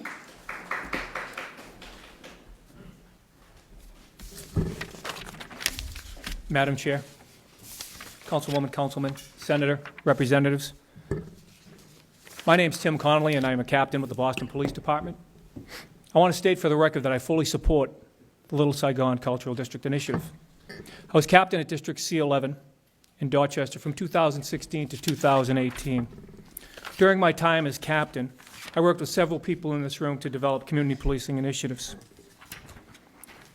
I also met and worked with local civic groups, including Gum Dum, also known as the Vietnamese American Community of Boston, to develop community policing initiatives. Tram Tram, C11's community service officer and Vietnamese liaison, introduced me to the leaders of Gum Dum. Back in 2016, we had dinner at a local restaurant. We discussed about Dorchester's history of diversity that night, and during our conversation, I came to understand that the Vietnamese community was underrepresented within the larger community of Dorchester. Just a few days prior to our meeting, I had walked door to door with Tram Tram, meeting local business owners in Fields Corner. For my camera sharing initiative, one of my community policing initiatives. And when I realized that the strong majority of the small business owners here in Dorchester's Fields Corner were Vietnamese owned, I offered to Gum Dum leadership 3 things the Boston Police can do as community policing initiatives. Then I listened. The first 2, as we heard earlier, were that the Vietnamese community was very saddened by the loss of their 2 cultural events known as, and I'll mispronounce it, Det. It's their New Year celebration. One's a day festival, and one's a night concert. They told me that they had to go to Randolph to celebrate. And I said, I'm going to do my best to make sure we bring those 2 events back to the city of Boston, most specifically, Dorchester. I knocked on several doors, and Boston College High School and the International Brotherhood of Electrical Workers opened their arms to us and brought back TET to Dorchester. The third request that night was to have a cultural district here in Fields Corner. I called Mr. Kang Wen a few weeks later, and I let him know that we will have TET back in Boston, at BC High, and over at the International Brotherhood of Electrical Workers. Then I asked Gum Dum, the Vietnamese community of Boston, for their help. I'm going to go a little bit longer, sorry. For their help. We lost Town Field. We lost it from a community perspective, from a policing perspective, and I was here, I was responsible to bring back Town Field. Tram and I discussed what can we do. We met with Gum Dum. They brought back the park. They had an annual cookout. They have an annual cookout, but the first one was in honor of C-11 and law enforcement. And then Nova has their annual Lantern Festival in the park. And it's just good to see that these community policing initiatives, when you reach out to the community, the partnerships that are forged continue to go on. And now at these events, 800 to 1,000 people attend these events annually here at Town Field. Also, as captain at C-11, I was invited to every community event that Gum Dum sponsored. In the events that I attended, I was enriched with Vietnamese culture. The more I learned about the Vietnamese heritage, the more important, I believe, it was for me to impress upon the larger community of Dorchester the need for a Vietnamese community cultural district here in Fields Corner. Some cultural district seeds were already planted through the help of several Vietnamese community members. Master Bit of Bin Din Academy would perform for C-11 whenever I asked him to, including National Night Out, where I was able to give him an award and the recognition that he deserved as a community leader of Dorchester, always representing the Vietnamese community by passing on tradition and culture through his passion of Vietnamese traditional martial arts. In closing, I just want everybody here to realize that the Little Saigon Cultural District Initiative is an addition to Fields Corner, rich diversity to culture, inclusion, and commitment to community. And it will celebrate Boston's Vietnamese culture and heritage in America's, I don't know if anyone knew this, it's the densest population in the country, densest Vietnamese community in the country. It's something we all should be proud of. And it also, as many people have spoken and testified earlier, it houses Viet Aid, America's first Vietnamese community center. Just want to say thank you for allowing me to testify here tonight. Thank you, Captain Connolly. Thank you so much. Thank you so much. There are others who have signed up to speak, and don't worry, you will have an opportunity. We will make sure that everyone who wants to speak will have that opportunity to speak. But we did want to now shift over to the second panel. Like with the first panel, I will ask each of you to introduce yourselves and your affiliation, and then we can go into presentations. Hi, good evening. My name is Tree Tran. I'm the Vice Chair of the Board of the Vietnamese American Community of Massachusetts. Hello, my name is Jackie West Devine, and I'm the Executive Director of Fields Corner Main Street. Hi, I'm Annie Lay. I'm the president of the networking organization for Vietnamese Americans, and I would like to also, for full transparency, I say that I'm also a board member of the Fields Corner Main Street. Hi, my name's Eric Gould, and I'm a board member of the Fields Corner Main Streets as well. Thank you. And do you have presentations for us? Who will lead us off? Would you want to start, Annie? You made this? Yeah. Oh, okay. So I'd like to say that we did do a brochure and summarize all the points possible so that everyone can read it as well. And if there's questions or concerns, our email and phone number is also on here as well. So good evening, everyone, and thank you. Thank you, our committee chair, Councillor Janey, for having us here, along with Councillor Baker, Councillor Woo, and also the representative from Mass Cultural Council, Lisa. I think she left, but also to Kara and Courtney from the Boston Arts Office. I moved here to Boston from California 15 years ago to attend Boston College. Life at BC was drastically different than at home in Los Angeles. Luckily, I met individuals who introduced me to the Vietnamese community here through the Vietnamese Students Association. I had found my home away from home and could order a bowl of canh chua or pho when I felt homesick. My experiences with the community, including being part of the IVSA, the THUD committee, and now being on NOVA, as well as Main Street, and I also volunteer with several other organizations such as the Boston Rotary Club and Build Boston. The idea of a Little Saigon district was first brought up in 2014 through the Vietnamese community of Massachusetts. At that time, the group petitioned for a Little Saigon designation with Mayor Walsh and started the work with various city councilors, including Councillor Baker. Last year, inspired by the Latin Quarter and other Little Saigons around the country in San Diego, Seattle, and Denver, and encouraged by Councillor Woo, we resumed the initiative for a Little Saigon Cultural District here in Dorchester. In order to gain insight into how a cultural district could positively impact and enrich a community, we looked to Boston's Latin Quarter. I was lucky enough to attend their meetings and events, and in the process, learned where and how a Little Saigon can contribute to the community. We held public meetings to gather interest from the community. We had meetings with individuals, civic groups, organization representatives, and everyone who was curious about the cultural district. We listened to and noted the desires and concerns of community leaders. This was only the beginning. We plan to host more meetings and events and survey to see what the community would want for the community, a plan that Kara had mentioned during the first panel. Fields Corner here is a vibrant area with a great number of assets. From the multitude of businesses to the numerous organizations that serve the community, it is our goal to contribute positively. We want to contribute and aid in making Fields Corner a destination for all to visit and a source of pride for the residents and their community. We hope that the Cultural District designation will inspire and create a sense of identity and instill pride in the Vietnamese heritage, a place where all individuals can learn and experience the Vietnamese culture, from cultural and well-known festivals just as Lunar New Year or the Mid-Autumn Moon Festival, to celebrations of women empowerment, the Jung Queens Festival event, to learning the Vietnamese language or culture through programs such as Vang Lang Vietnamese Language School, the Massachusetts Vietnamese Scouts, or the Handmade Cultural Foundation, or simply a place for someone to try something new or find commonality within one another. This actually reminds me of an experience at the Fields Corner Library.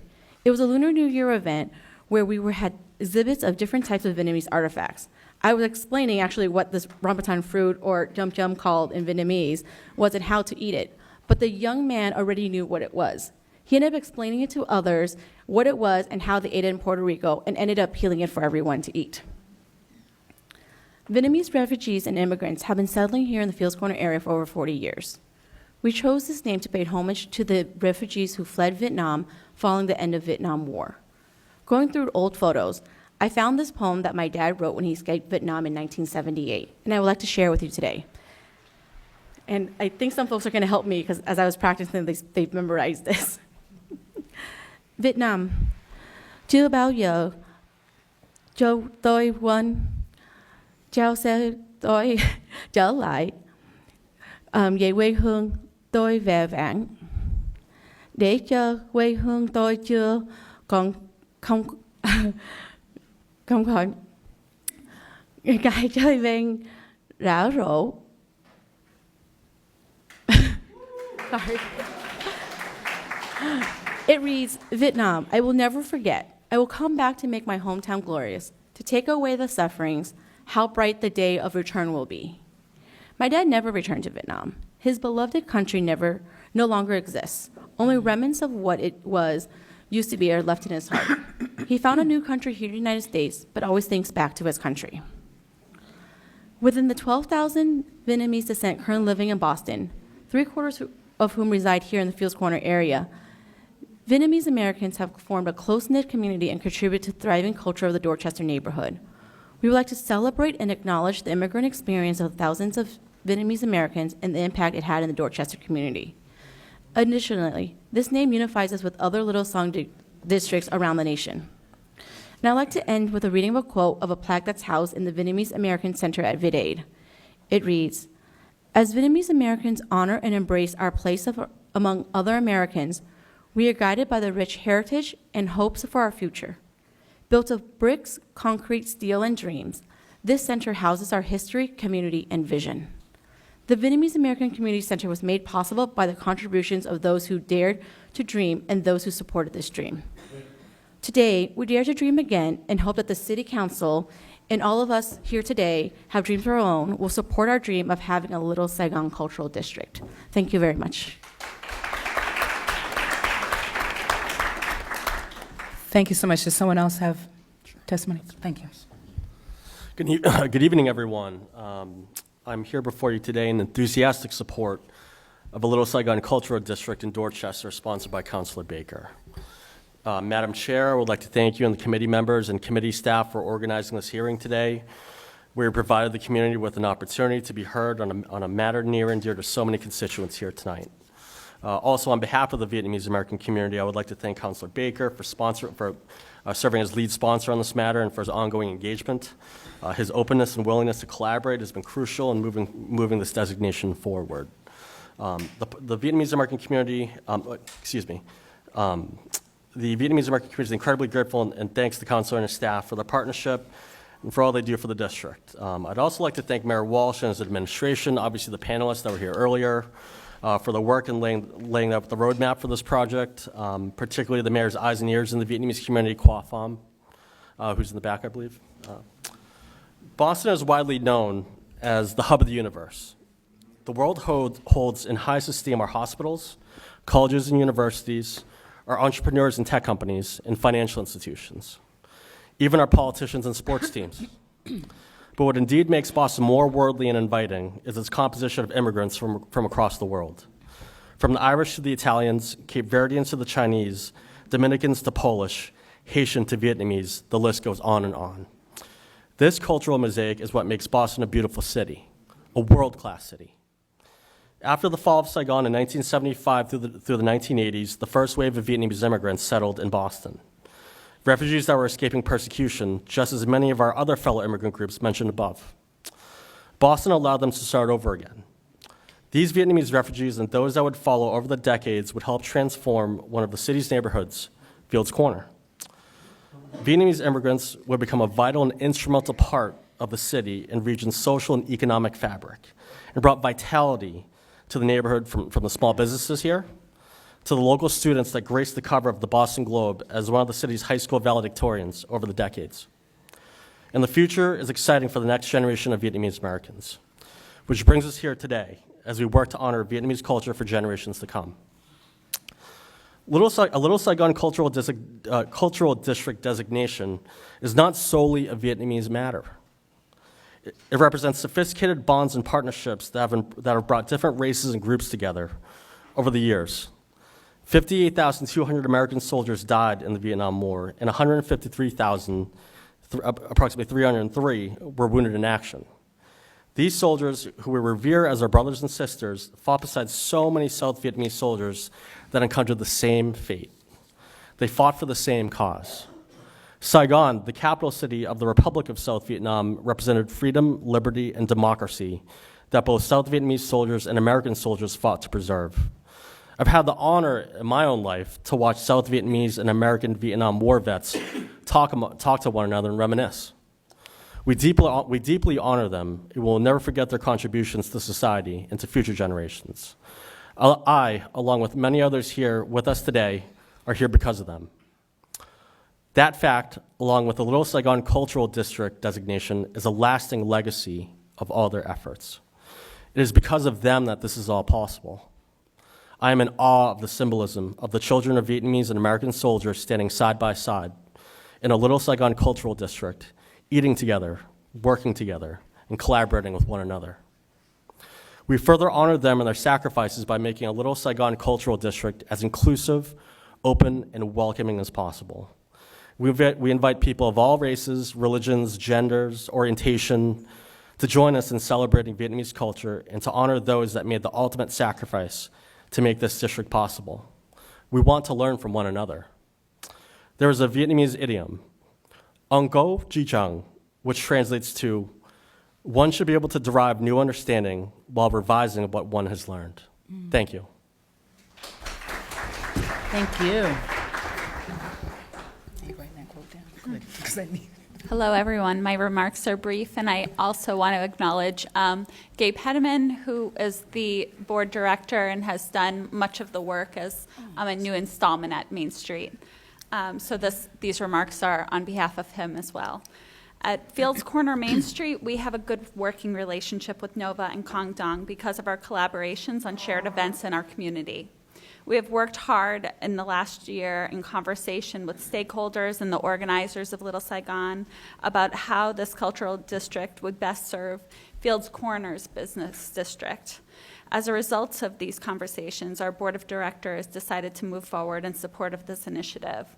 And on May 14, 2019, the board of directors of Fields Corner Main Street voted unanimously to support the creation of the Vietnamese cultural district called Little Saigon.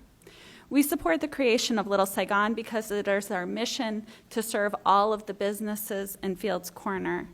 Over the last 20 years, we have helped connect businesses with resources to help them stay competitive, but we've failed at times to bridge the linguistic and cultural divide between many of our business owners and these resources.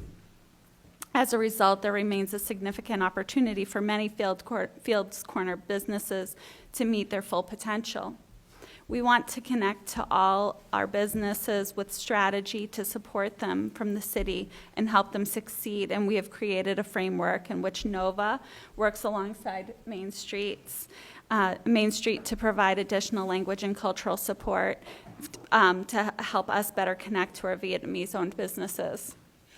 In addition, we believe that the creation of the Vietnamese Cultural District will help to prioritize the uniqueness of Fields Corner ahead of outside interests. Not only does Fields Corner have everything you could want, we also have a strategic advantage in that we provide a Main Street experience with differentiation that comes largely from Vietnamese culture. In other parts of the city, we've seen the benefit of the Cultural District designation in examples like the Latin Quarter. And while most of us in this room know that Fields Corner is a wonderful place to live and work, we believe that Little Saigon will help make it a destination. For these reasons, we wholeheartedly support the creation of a cultural district called Little Saigon in Fields Corner. Thank you. Is there more testimony? Are you good? I'm good. Okay, I'm going to open up the floor to my colleagues, beginning with Councillor Baker. Thank you. Thank you, Madam Chair. I'm glad to see that the partnership with Nova and Main Streets is alive and well. I think that was part of the holdup when this talk was going on. And just for clarification, I've been a city councilor finishing up my 8th year. I think in that first year, I was having conversations about a cultural district 8 years ago, so it's taken this long. And Annie, you've done a lot of work. Tree, you've done a ton of work, and I think we're there.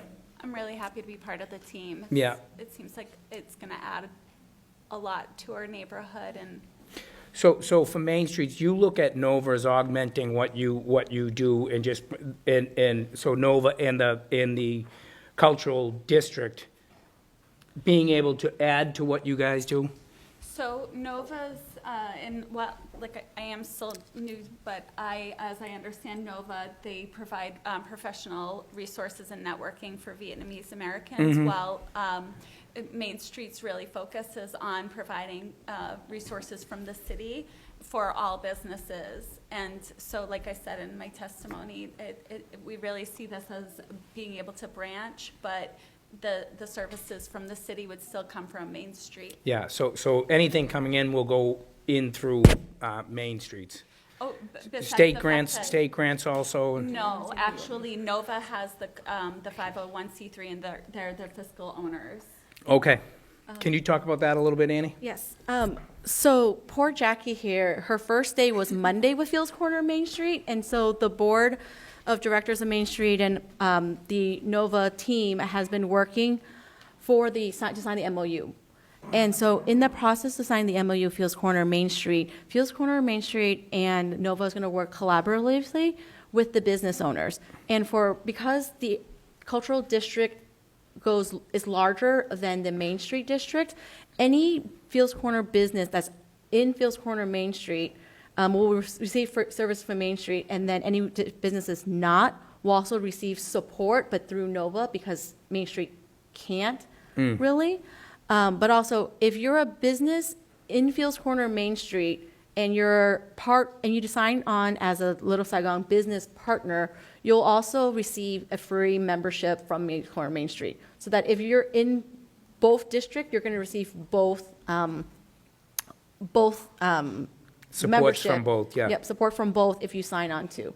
Because the cultural district is an optional piece, you don't have, well, same thing with Main Street, you don't have to be a part of it, but we signed the MOU saying that the two will work collaboratively together with all things, and that the cultural district will make sure that the businesses and the residents know of Main Street services and vice versa. And that was signed in the MOU between Main Street and Nova to ensure that this partnership will last, and it's also in our MOU that the two will meet and talk at least once a month to make sure they are aware of what's going on. And the full transparency part two is that Gabe is also part of our working group for the cultural district. So that, but I'm not saying one thing and he's not saying one thing. We're both in the know and all of it together. And I'll just add to that, one of the best practices that was mentioned by Lisa earlier is that the cultural district should be in conversation and connect with the local cultural district. That doesn't exist in Fields Corner. There's not a local culture. There's not an LCC in Dorchester, but there is the Main Street, and Main Street acts in that respect. Okay, so we heard Lisa from the Cultural Council earlier speak about what I would say you need to do for this application to be accepted, boundaries, and so how far along, do you think we're 100% along, or? We need to have a couple of meetings to make sure that what we have put into the application makes sense to the community as well. In our March meeting, we proposed the district map, and it's on the brochure, starting from where Tech Auto Body is to the market, down to Park Street. We get Charles Street to cover Vid 8, and then the triangle from Park Street to Adams Street to include the Vietnamese businesses there in that area.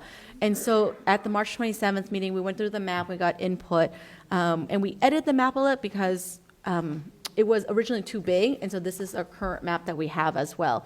And in terms of the application, once we receive the resolution from City Council, we're going to go back to the team and anyone who's interested to talk about the application to make sure what we have put down makes sense for the community and all the organizations involved as well. So that resolution is literally part of your application? Correct, because then we submit the application to, I think, to the arts office, because they will actually be submitting it with us. Oh, okay, so it goes, goes to the cultural the arts office. Arts department, they help with this, okay. Thank you. Yep. Thank you, Madam Chair. I'm good. Councillor Woo. I'm just so excited and proud. I know how much work Annie has put in just as an individual, and that Annie has worked with so many people out in the community. So the number of collective hours that this represents of brainstorming, going back and having conversations, sort of knitting the community together in so many levels is exactly why this matters. Could you just talk a little bit about, just give a shape of sort of how many meetings there have been, what types of groups have you reached out to, give us a sense of how much work and how many conversations you've had. Yes, we've had 4 or 5 public meetings and multiple meetings with individuals, organizations, including civic groups that we keep coming back to if they request us to elaborate more as well. A lot of meetings with individuals, as a lot of people have my cell phone number. My cell phone number is on this, so if you have questions, you can call me directly and have that conversation with the team as well. We recruited members of the team. Our largest community meeting had over 100 people in that meeting, and then we've been meeting pretty much weekly as a team to work on the application and all these fancy brochures. I didn't make them, the team made them, and because I do not have the skill set for this, but it's through the collaborative work, and so we meet almost weekly to work on the nitty-gritty of everything, and then we meet at least once a month with a larger group to make sure that everything is set, that we're having the conversations that's necessary, and also all the different members within the committee also have their own conversations as well with individuals as well. I know that Gabe isn't here, but he's had multiple conversations with his own civic group of Bloomfield, and then also other business owners in the Fields Corner area as part of Main Street. And then just a final question on timelines. So it sounds like getting a vote on a resolution from the City Council is kind of the next thing that you need to be able to even submit the application. Do you feel like it's a difference if the council were to do something this month versus in 2020? For example, is there an opportunity to get some feedback from Mass Cultural Council to have something happen by that if the council does it earlier, or are there certain timelines that you're trying to hit? We can't submit the application to MCC until we get the city's resolution. And so we can't move forward until we get that resolution. And so if we were to wait till 2020 for the city council vote, then this process will be on hold. In the meantime, as Kara has mentioned, we've been applying to grants so that we could have a strategic plan in place before real work starts to begin. And that plan is important because we want to hear from the community what it is that they envision and desire as well. But right now, we can no longer submit anything to Mass Cultural Council until we have the resolution from the city. Thank you. That's all I had. I have a follow-up question. So a vote in early 2020 is okay? January 2020, February 2020? It doesn't, if you don't get it by the end of this fiscal year, it doesn't, you don't go back this year, not fiscal year, calendar year, you don't go back to the start. The work you've done is the work you've done. So if we did a vote in January or February or so, then that's when you would file your application? Yes, but I don't know from the city council process if we have to do this hearing again or not. I don't know how it works. I don't think so. I think this is our hearing here. Okay. Any opinion on that? So just this is obviously internal and for the lead sponsor and chair to decide, but I think there are a couple ways that the council could do it. One could be that the committee report off of this hearing could include a resolution at the next meeting, potentially, which is possible. But that's the last, we only have one more we're talking about like this because there's only one council meeting left in the year. So it's sort of next week or 2020. And it will take, it won't be early January because the council committees won't be formed until late January with the new council, and then it'll be at least realistically February if we were to do it in 2020. So as Nova and the Little Saigon group, we don't want to move forward with the work unless we have the official resolution from the city, because we're fearful that then we're stepping on toes and we're doing something that hasn't officially happened. And so we've also been putting in grants as well, and part of the grant dates starts in, I believe the grant that we put in to start the work of the surveys and the community meetings happened in February, and that's only because we wanted to capture the Docket festival, because at that festival large numbers of Vietnamese come together, and so that was a perfect timing for us to survey the Vietnamese community what they would envision for this cultural district. So if we can get a vote sooner than later, that would help us in terms of the grant writing process, because we also have to go back and meet with the arts office as well to finalize the application.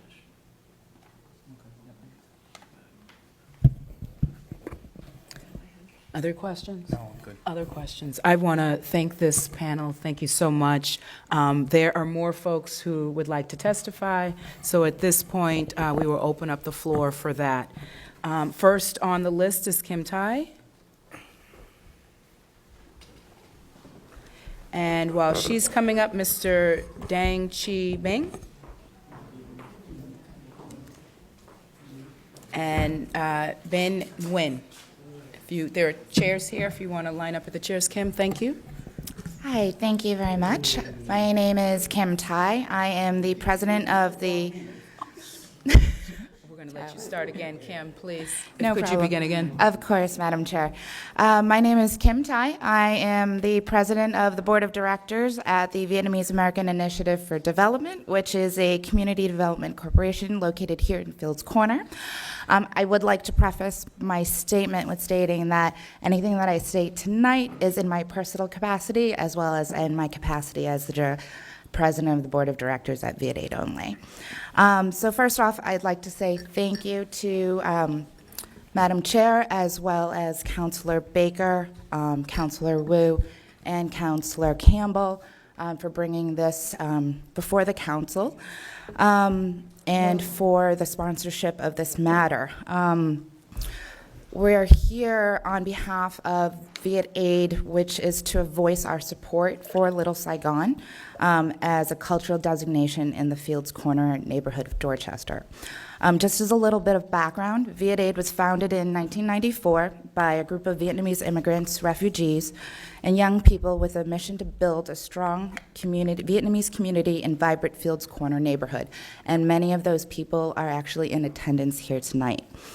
Our programming ranges mostly from affordable housing development, bilingual Vietnamese English preschool, youth development programs, and a day program for older adults. And we also serve other diverse communities within the Fields Corner area as well.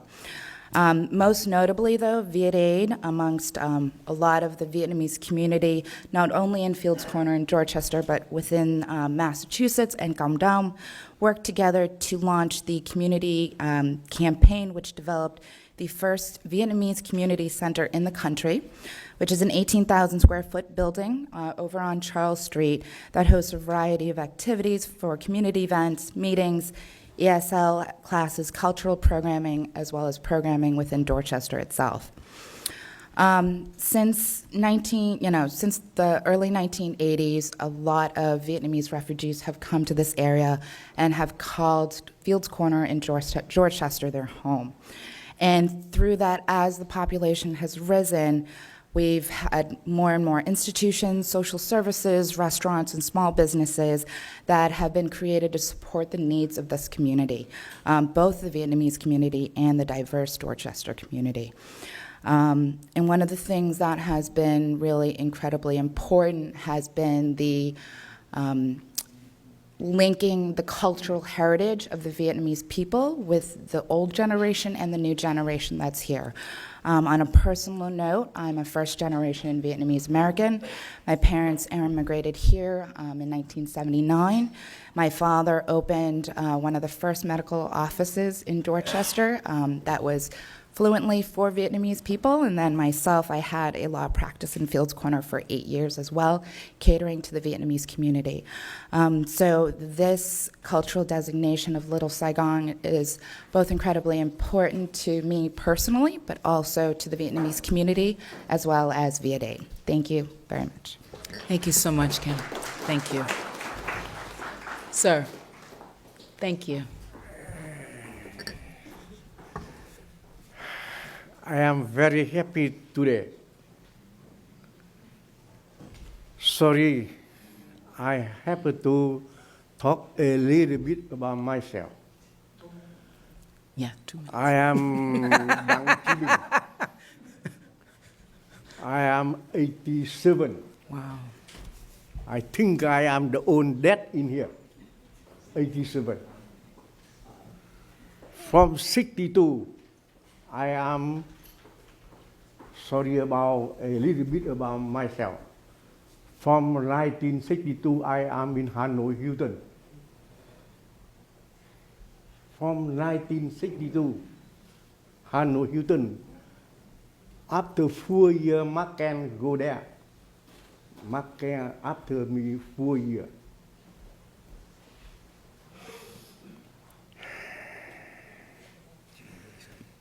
I am living in Dorchester 37 years. But I never come back to my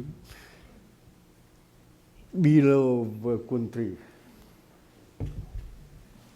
because the different idea. That's why the first time in the American I speak English before public like that, the first time. That's why I talk to you. I am very happy the first time I remember. Thank you very much. I never come back to my country. Near 40 years. That's why I have a dream, big dream. Yes. I hope in my life, one day I will see Saigon, my city, that right here. That's why I hope all of you help me make my dream will be true. I will see Saigon City in here. That's why I come here today. I thank God, thank American people, and thank you all. Thank you, sir. Thank you very much. Sir, please. And we will have Nancy Tran and George Wynn, if you want to line up in the chairs here. George already went. Good evening, Madam Chair, Thank you. Councillor Woo, Councillor Baker, and all of my friends of Main Street. I just don't want to make any statement anymore because I believe we heard enough. I just bring up a few points. First of all, Field Corner, found in 1630 by Mr. Sarai Field, came from England. And that only 9 years after the first Thanksgiving in America, and Field Corner since then become the history of America. And from that time now, there's so much chance that the European camp, African American camp, Spanish camp, and latterly the Vietnamese American community. So we're here not to change anything, but to enhance and have to develop Field Corner, become a better place. As you remember, about 10 years ago, Field Corner was rated as one of the 10 most developed city or neighborhood in America. And we want to be part of that. We're here not to take away any heritage from any other ethnicity, but we're here to work with you, to be in harmony with you. And we want to see Little Saigon like our second country, that my older generation, my generation, and my younger generation will enjoy it. And after all, thank you, Governor Dukakis, Governor Romney, Governor Baker, that always say that we are here as the group of people who revitalize Field Corner. And thank you to whoever here on behalf of Mayor Martin Walsh. He has been with us for at least 20 years. And once again, thank you. I don't want to take any more time from you. Okay. Thank you, sir. Thank you so much. I'm going to call a few more names up. Is Nancy here? Nancy Tran? She already went. Okay, people signed up twice, sorry. Nam Phan? Did I say that right? Mary Truong? Vinny Than? Yes. Hung Wynn? And then Hung Nina Wynn, I'm not sure if they're the same. And then Candace Gartley. And then also, before you start, sir, I just want to ask the person who is providing interpretation services to make an announcement to ask anyone who may be using equipment to please leave it at the back table before you leave the building. Is our person who's doing interpretation, can you make that announcement for us, sir? Oh, okay. Okay, he's doing it on the things. Thank you, never mind. Yes, sir, please. I guess I can speak now. Yes, sir. Thank you very much. Good evening, and thank you so much. My name is Nam Pham. For the last 40 years of my life, I spent more time in Field Corner than any other places on earth. I have a chance to see the transformation of Field Corner from one not very desirable neighborhood to one of the most vibrant community in about 30 years. That did not happen by chance, but by a lot of collaboration of people who are here and people who are not here. So I'd like to thank you, Councillor Baker, Councillor Woo, your predecessors, and everybody, community group and every ethnic group that helped us to make Field Corner a wonderful home for us. As well as a person who's not here, Mayor Marty Walsh. He has always been a friend of our community forever. However, I'm speaking not as a Vietnamese. I'm speaking as an American. Especially an American who has engaged the last 40 years in community development and economic development. First as a community activist, a banker, and a person who working for the government, try to bring more economic vitality to our state, to our community. Ms. Lisa Simon said earlier, right on the mark, by designating this area Little Saigon Cultural District is a game changer. It will bring this community to even more vibrant, to the next level. It will bring more jobs, it will bring more money, it will bring more people and more culture to this community. So because of that, I totally supporting the designation of this area, Little Saigon Cultural District. Also because we have a lot of culture here.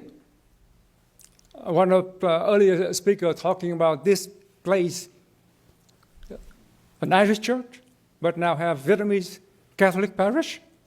We also have Vietnamese Assembly of God church in Field Corner.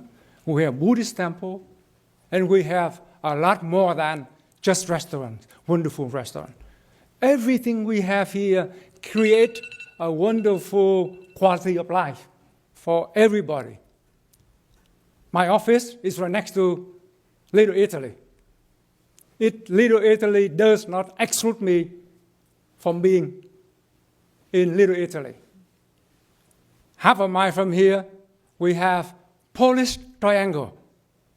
That name has been around here for how many years, Frank? Many, many years. I'm 52, so longer than that.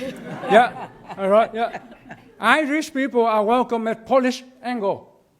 So by calling the name Vietnamese Cultural District, it will add one more thing that will bring people together and make this community a vibrant place, more vibrant place for all of us. So thank you for all your hard work. Thank you, sir. Thank you so much.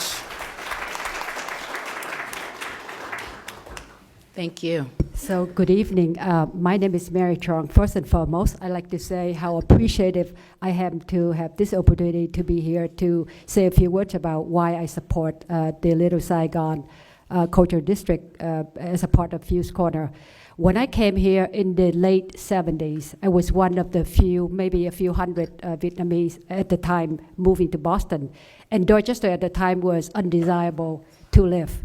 And to have seen the transformation from at that time to now, with seeing Vietnamese businesses has grown so much that I have learned that recently a study cited by the Asian American Institute of UMass Boston saying that more than 50% of small businesses are owned by Vietnamese American here. So needless to say, a Vietnamese community here has enhanced in the growth of the local economy and have created jobs and have shared the richness of our Vietnamese culture to the mainstream American culture to everyone in Dorchester. So I like to say that I would like to see that this Little Saigon Cultural District will become a reality, just like how when we got together with the coalition to help build the Vietnamese American Center, at the time we thought it was just a dream. And to see it became a reality, it was really something where we feel so proud of. And why we chose Fields Corner to build the Vietnamese American Community Center, because we have chosen Fields Corner and Dorchester to be our home, so we belong here. So with that, I'd like to say that I appreciate Councillor Baker for taking this on, and with the support of Councillor Woo and of Councillor Kim Jaden. I'm sorry I haven't met you before, but I'm very happy to know that the mayor and all of you in the committee have already supported this initiative. So I know soon it'll become a reality for all of us. So with that, thank you so much again. Thank you.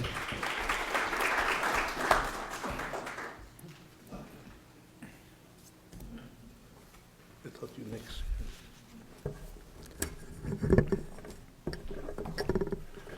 Being the last person to speak, I might echo a lot of what already spoken, so maybe a little bit boring, but please bear with me. Good evening, everyone. My name is Vinny Than. I am the president of the Vietnamese American community in Dorchester here. We are representing for more than 50,000 of Vietnamese American who currently reside in Massachusetts. And it is the largest concentration in Boston, which is in Dorchester. I came here as a refugee in 1984. And back then in 1984, Dorchester looked nothing like it is today. It was a dangerous place to be, full of drugs, crimes, and violence. But the rent was cheap enough for me to get by on my minimum wage income. Dorchester was where we could rebuild our life after escaping from the communism in our war-torn country. I couldn't afford a car, so most of the time I do the walk into the transportation.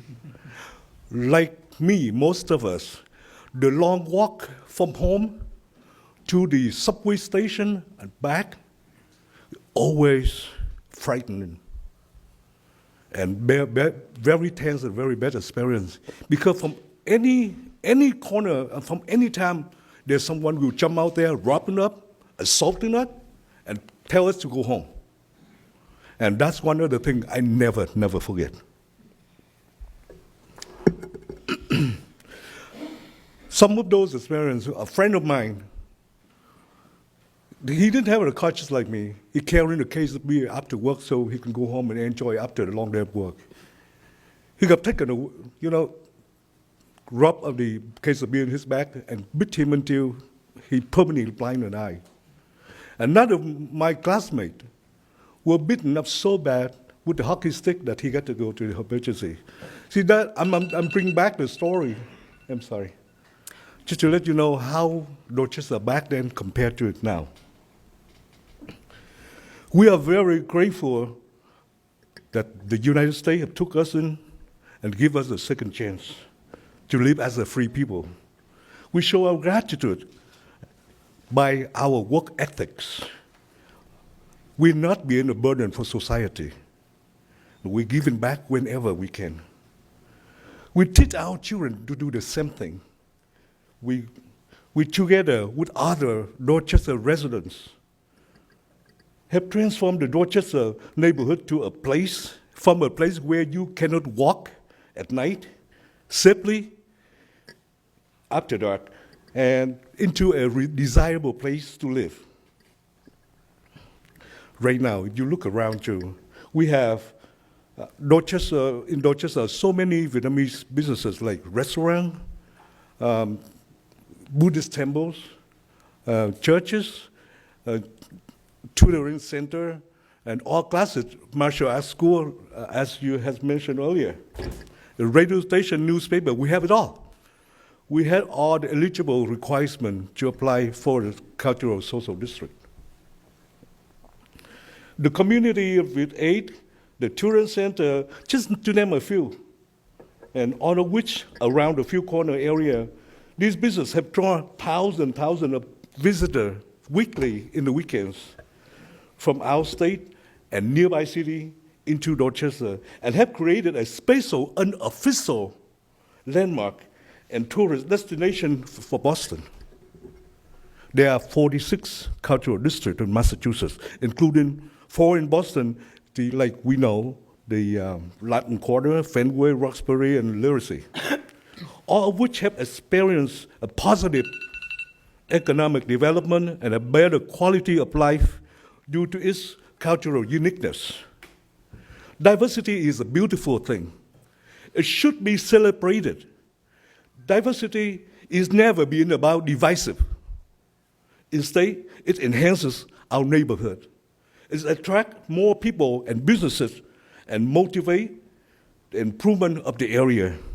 Ladies and gentlemen, we have met all that, what the requirement by the Mass Cultural Council for Little Saigon initiative. Also, Senator Dinh Trang and Representative Tham Nguyen believe the official destination of Little Saigon, Dorchester, will be bolster tourism, artistic pursuit, and increase the state revenue. As Councilman Taido can attest it to the official destination of the Little Saigon Cultural District in Westminster. California has a strong positive social, economic, and political impact in Westminster. We want the same for our beloved neighborhood and cannot make this a reality without your assistance. On behalf of the Vietnamese American in Massachusetts, I humbly ask you to vote yes, and thank you so much. Thank you, sir.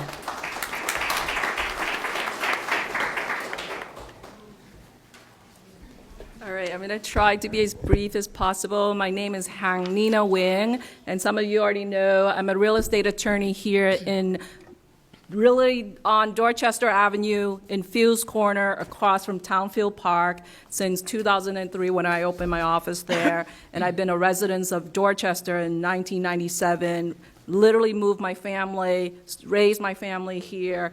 And what we want to always teach my parents, my siblings, my children is we have to revitalize, we have to enhance the place we live. It's about shopping local. It's about rising up the people, your neighbors. So we talk about all the time, you know, when I have closings and people say, oh, Dorchester is so dangerous, we're never coming to your office to conduct a closing. And I say, well, guess what? You're actually going to have to come to the office to do the closing in Dorchester, where you could get shot, or your car could get stolen, or whatever could happen, because we want to change that mindset. We want to change the fact that there are so many Vietnamese, you know, people who want to have homes, want to take ownership, want to create businesses. And over the literally 16, 17 years I've been, you know, here in Dorchester, there's so much demand for more home ownership in Dorchester alone. And, you know, and you've seen that numbers. You've seen so many families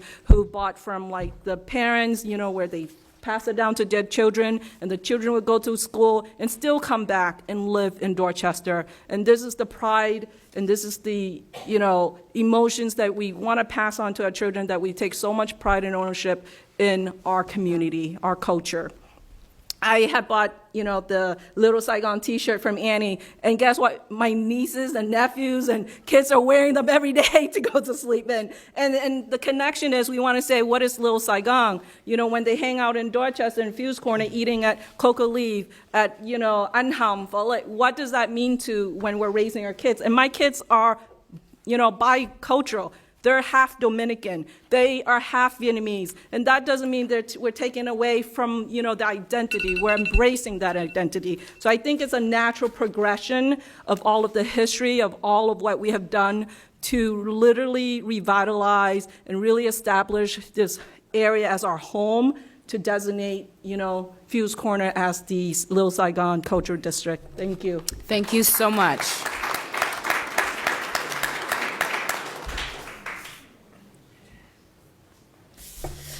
Good evening, Madam Chair, Councillor Baker, Councillor Woo, and the esteemed panel. My name is Candace Gartley. I live in Codman Square. That's my first home. My second home is at All Dorchester Sports and Leadership over in Town Field. I am not originally from Dorchester. And when I moved here, what became very apparent to me very quickly was that people have a very deep stake in their culture. Not only for the Irish I met, the Dominicans, the Salvadorians, the Somalians, the Vietnamese, and it was different for me because I came from a place where people hadn't put a stake in the ground about where they came from. I thought it was kind of a nice thing for to honor your culture that way. So when I came to ADSL about 7 years ago, I have to be really honest with you. When I came in on this first meeting, I come into the meeting and I represent all Dorchester Sports and Leadership. All Dorchester Sports and Leadership. So I come with a lens of representing all the children who come to me. So I really honestly was caught by surprise when I heard about the name Little Saigon, because I felt immediately that it could be seen as divisive. It could be seen as exclusionary. And I kept thinking of all the kids and the families that I serve who wouldn't be part of that. So I articulated the concern for the group. And then I went back and I thought about it, and I thought, well, I don't see anybody stepping up to say, well, okay, this is my ethnicity, this is my story, and so I want to be part of the conversation, and that didn't happen. So I thought, well, okay, the Vietnamese are at the table. They want to do something. They've been here for a long time. Let me find out what this is all about. So I reached out to my friends, to Annie and Kang and Tram and Captain Connolly, and we started to work together. Sorry, I'll move this along. And I said, I want to see what this is like. So we started having events together in Town Field. We have, I won't go into all of them, but the Moon Festival and the barbecue and what have you. And we have worked collaboratively for the past 3 years, really, really closely. And I came to see that having a Little Saigon Cultural District, it's not the end of the story, it's another chapter in the story of Fields Corner, who has always welcomed immigrants. And the Vietnamese are just another chapter in this vibrant fabric that we call Fields Corner. So I thought, you know what, let's work together. But here's my challenge to people in this room today. I challenge you to reach out to the people who are not Vietnamese, who don't understand the depth of what you're trying to do, and engage them in your effort to try to show them the beauty of your culture and how you add to the vibrancy of this neighborhood. That's my challenge to you. I'll work on it at my end, and I ask you to do the same at yours. So I fully support the petition. Thank you. Thank you so much, Candace. Thank you. There is one other person who has signed up to testify. I believe it's An Lee, and I apologize if I'm mispronouncing your name. An Lee, are you here? From Everett, Mass. Does that help? Is there anyone else who would like to testify? If there's anyone else who would like to testify, please make your way to the podium. Thank you so much, sir. Please join us. Please let us know your name, your affiliation. Oh, wonderful. Thank you.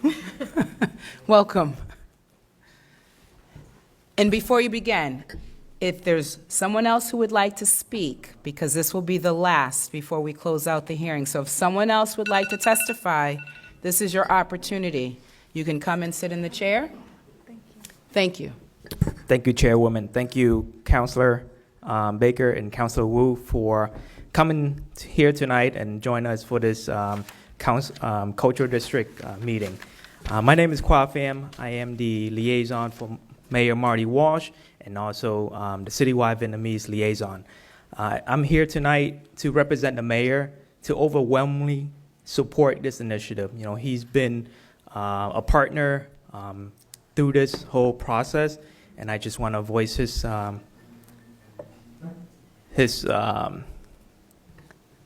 support. And I want to thank you, the panel, as well as the councillor. Thank you. Thank you. Thank you. If you could state your name and your affiliation, that would be great. Good evening. My name is Na Chung, and I'm 15 years old, and I'm here as a representative of the Club Vietnamese Student Society at Boston Latin School. I've grown up in Dorchester and have witnessed the beautiful changes that have happened in this neighborhood. I've had the opportunity to attend events here like Thud in Boston and Thud Gym 2, also known as the Mid-Autumn Moon Festival. When I started school at Boston Latin School, I was excited to join VSS because I take pride in my culture and wanted to share it with my peers. I've been able to do so by showing them the deep heritage we have here in Dorchester. From the pho restaurants to the supermarkets, they have had a taste of Vietnamese culture and have grown to love it. I support having a Little Saigon Cultural District because with this designation, now others who may not have friends in Dorchester can know about this area and come visit on their own. Thank you. Thank you so much. Thank you.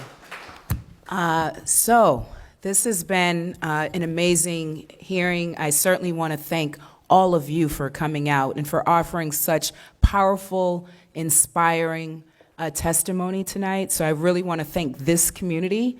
It is so important that we do more hearings like this where we're really engaging the community, where we are coming out and having our hearings out in the community with you at a time that is convenient. And I was happy to do that this evening, to chair this hearing right here in your community. So thank you for all of the work that you've done thus far, for being here tonight and offering really powerful testimony. As I said earlier this evening, I understand how important it is for a community to be able to define for themselves, to name themselves, to celebrate their culture. Before I was a city councilor, you know, I spent a lot of my time, my whole career, most of my career in education advocacy. And I remember a report came out from institute at UMass that said that Latino children here in our city, in our schools, the longer they were in our schools, the worse they felt about themselves. And that is because we weren't at that time doing enough to really celebrate other cultures and bring them in and really recognize that you don't have to come into this country, you don't have to give up who you are, but you can bring that in, and it only enhances our wonderful community. So I want to thank you guys for all of the work that you've done. I want to thank both panels for their wonderful work and their presentations. Certainly want to thank and appreciate central staff. Carrie is working this camera. Get my good side, Carrie. Thank you so much. I want to thank Candace. I want to thank Shane. I want to thank Juan. I pray to God I haven't left anyone out. Certainly there's a lot of other staff. Our staff is also here. I want to thank my colleagues. I want to thank Councillor Baker and Councillor Woo, as well as Councillor Andrea Campbell, for bringing this forward. It is a very important conversation, as demonstrated tonight. I certainly want to also thank Councillor Matt O'Malley, who was here in attendance. I want to offer an opportunity for my colleagues to make closing statements as well. Councillor Baker? Thank you, Madam Chair. I also want to thank Central staff, Juan and Kerry and Candace and Shane back there. Annie, good job. You did a lot of work. Tree, good job. You did a lot of work. Thank you for the partnership with Main Streets. That really brings it all together and can help us all understand what we can expect. Thank you to the Vietnamese community for making Dorchester and Boston your home. Thank you for your commitments and your contributions that you've made to my life, my family's life, my neighborhood's life. And we'll discuss over the weekend and see if we can move this along. Thank you. Thank you. Councillor Woo. I just want to echo the thanks to the council team and everyone who put a lot of effort into organizing tonight, to my colleagues and everyone who's been involved in this process. Most of all, I'm really happy that tonight's testimonies were videotaped. They will be available on the City Council website in perpetuity. And I think it's so important because the stories that you told tonight, the passion that you brought to this was inspiring, was hopeful, was patriotic, and really is about the best of what America stands for and what Boston is. And so most of all, I'm happy that we got to capture that tonight, and that will always be a part of this designation as well. Thank you. Thank you. So again, thank everyone. That concludes this hearing. Let me make sure I get the docket right for docket 1288. Thank you, everyone. Thank you. Thanks, Eric.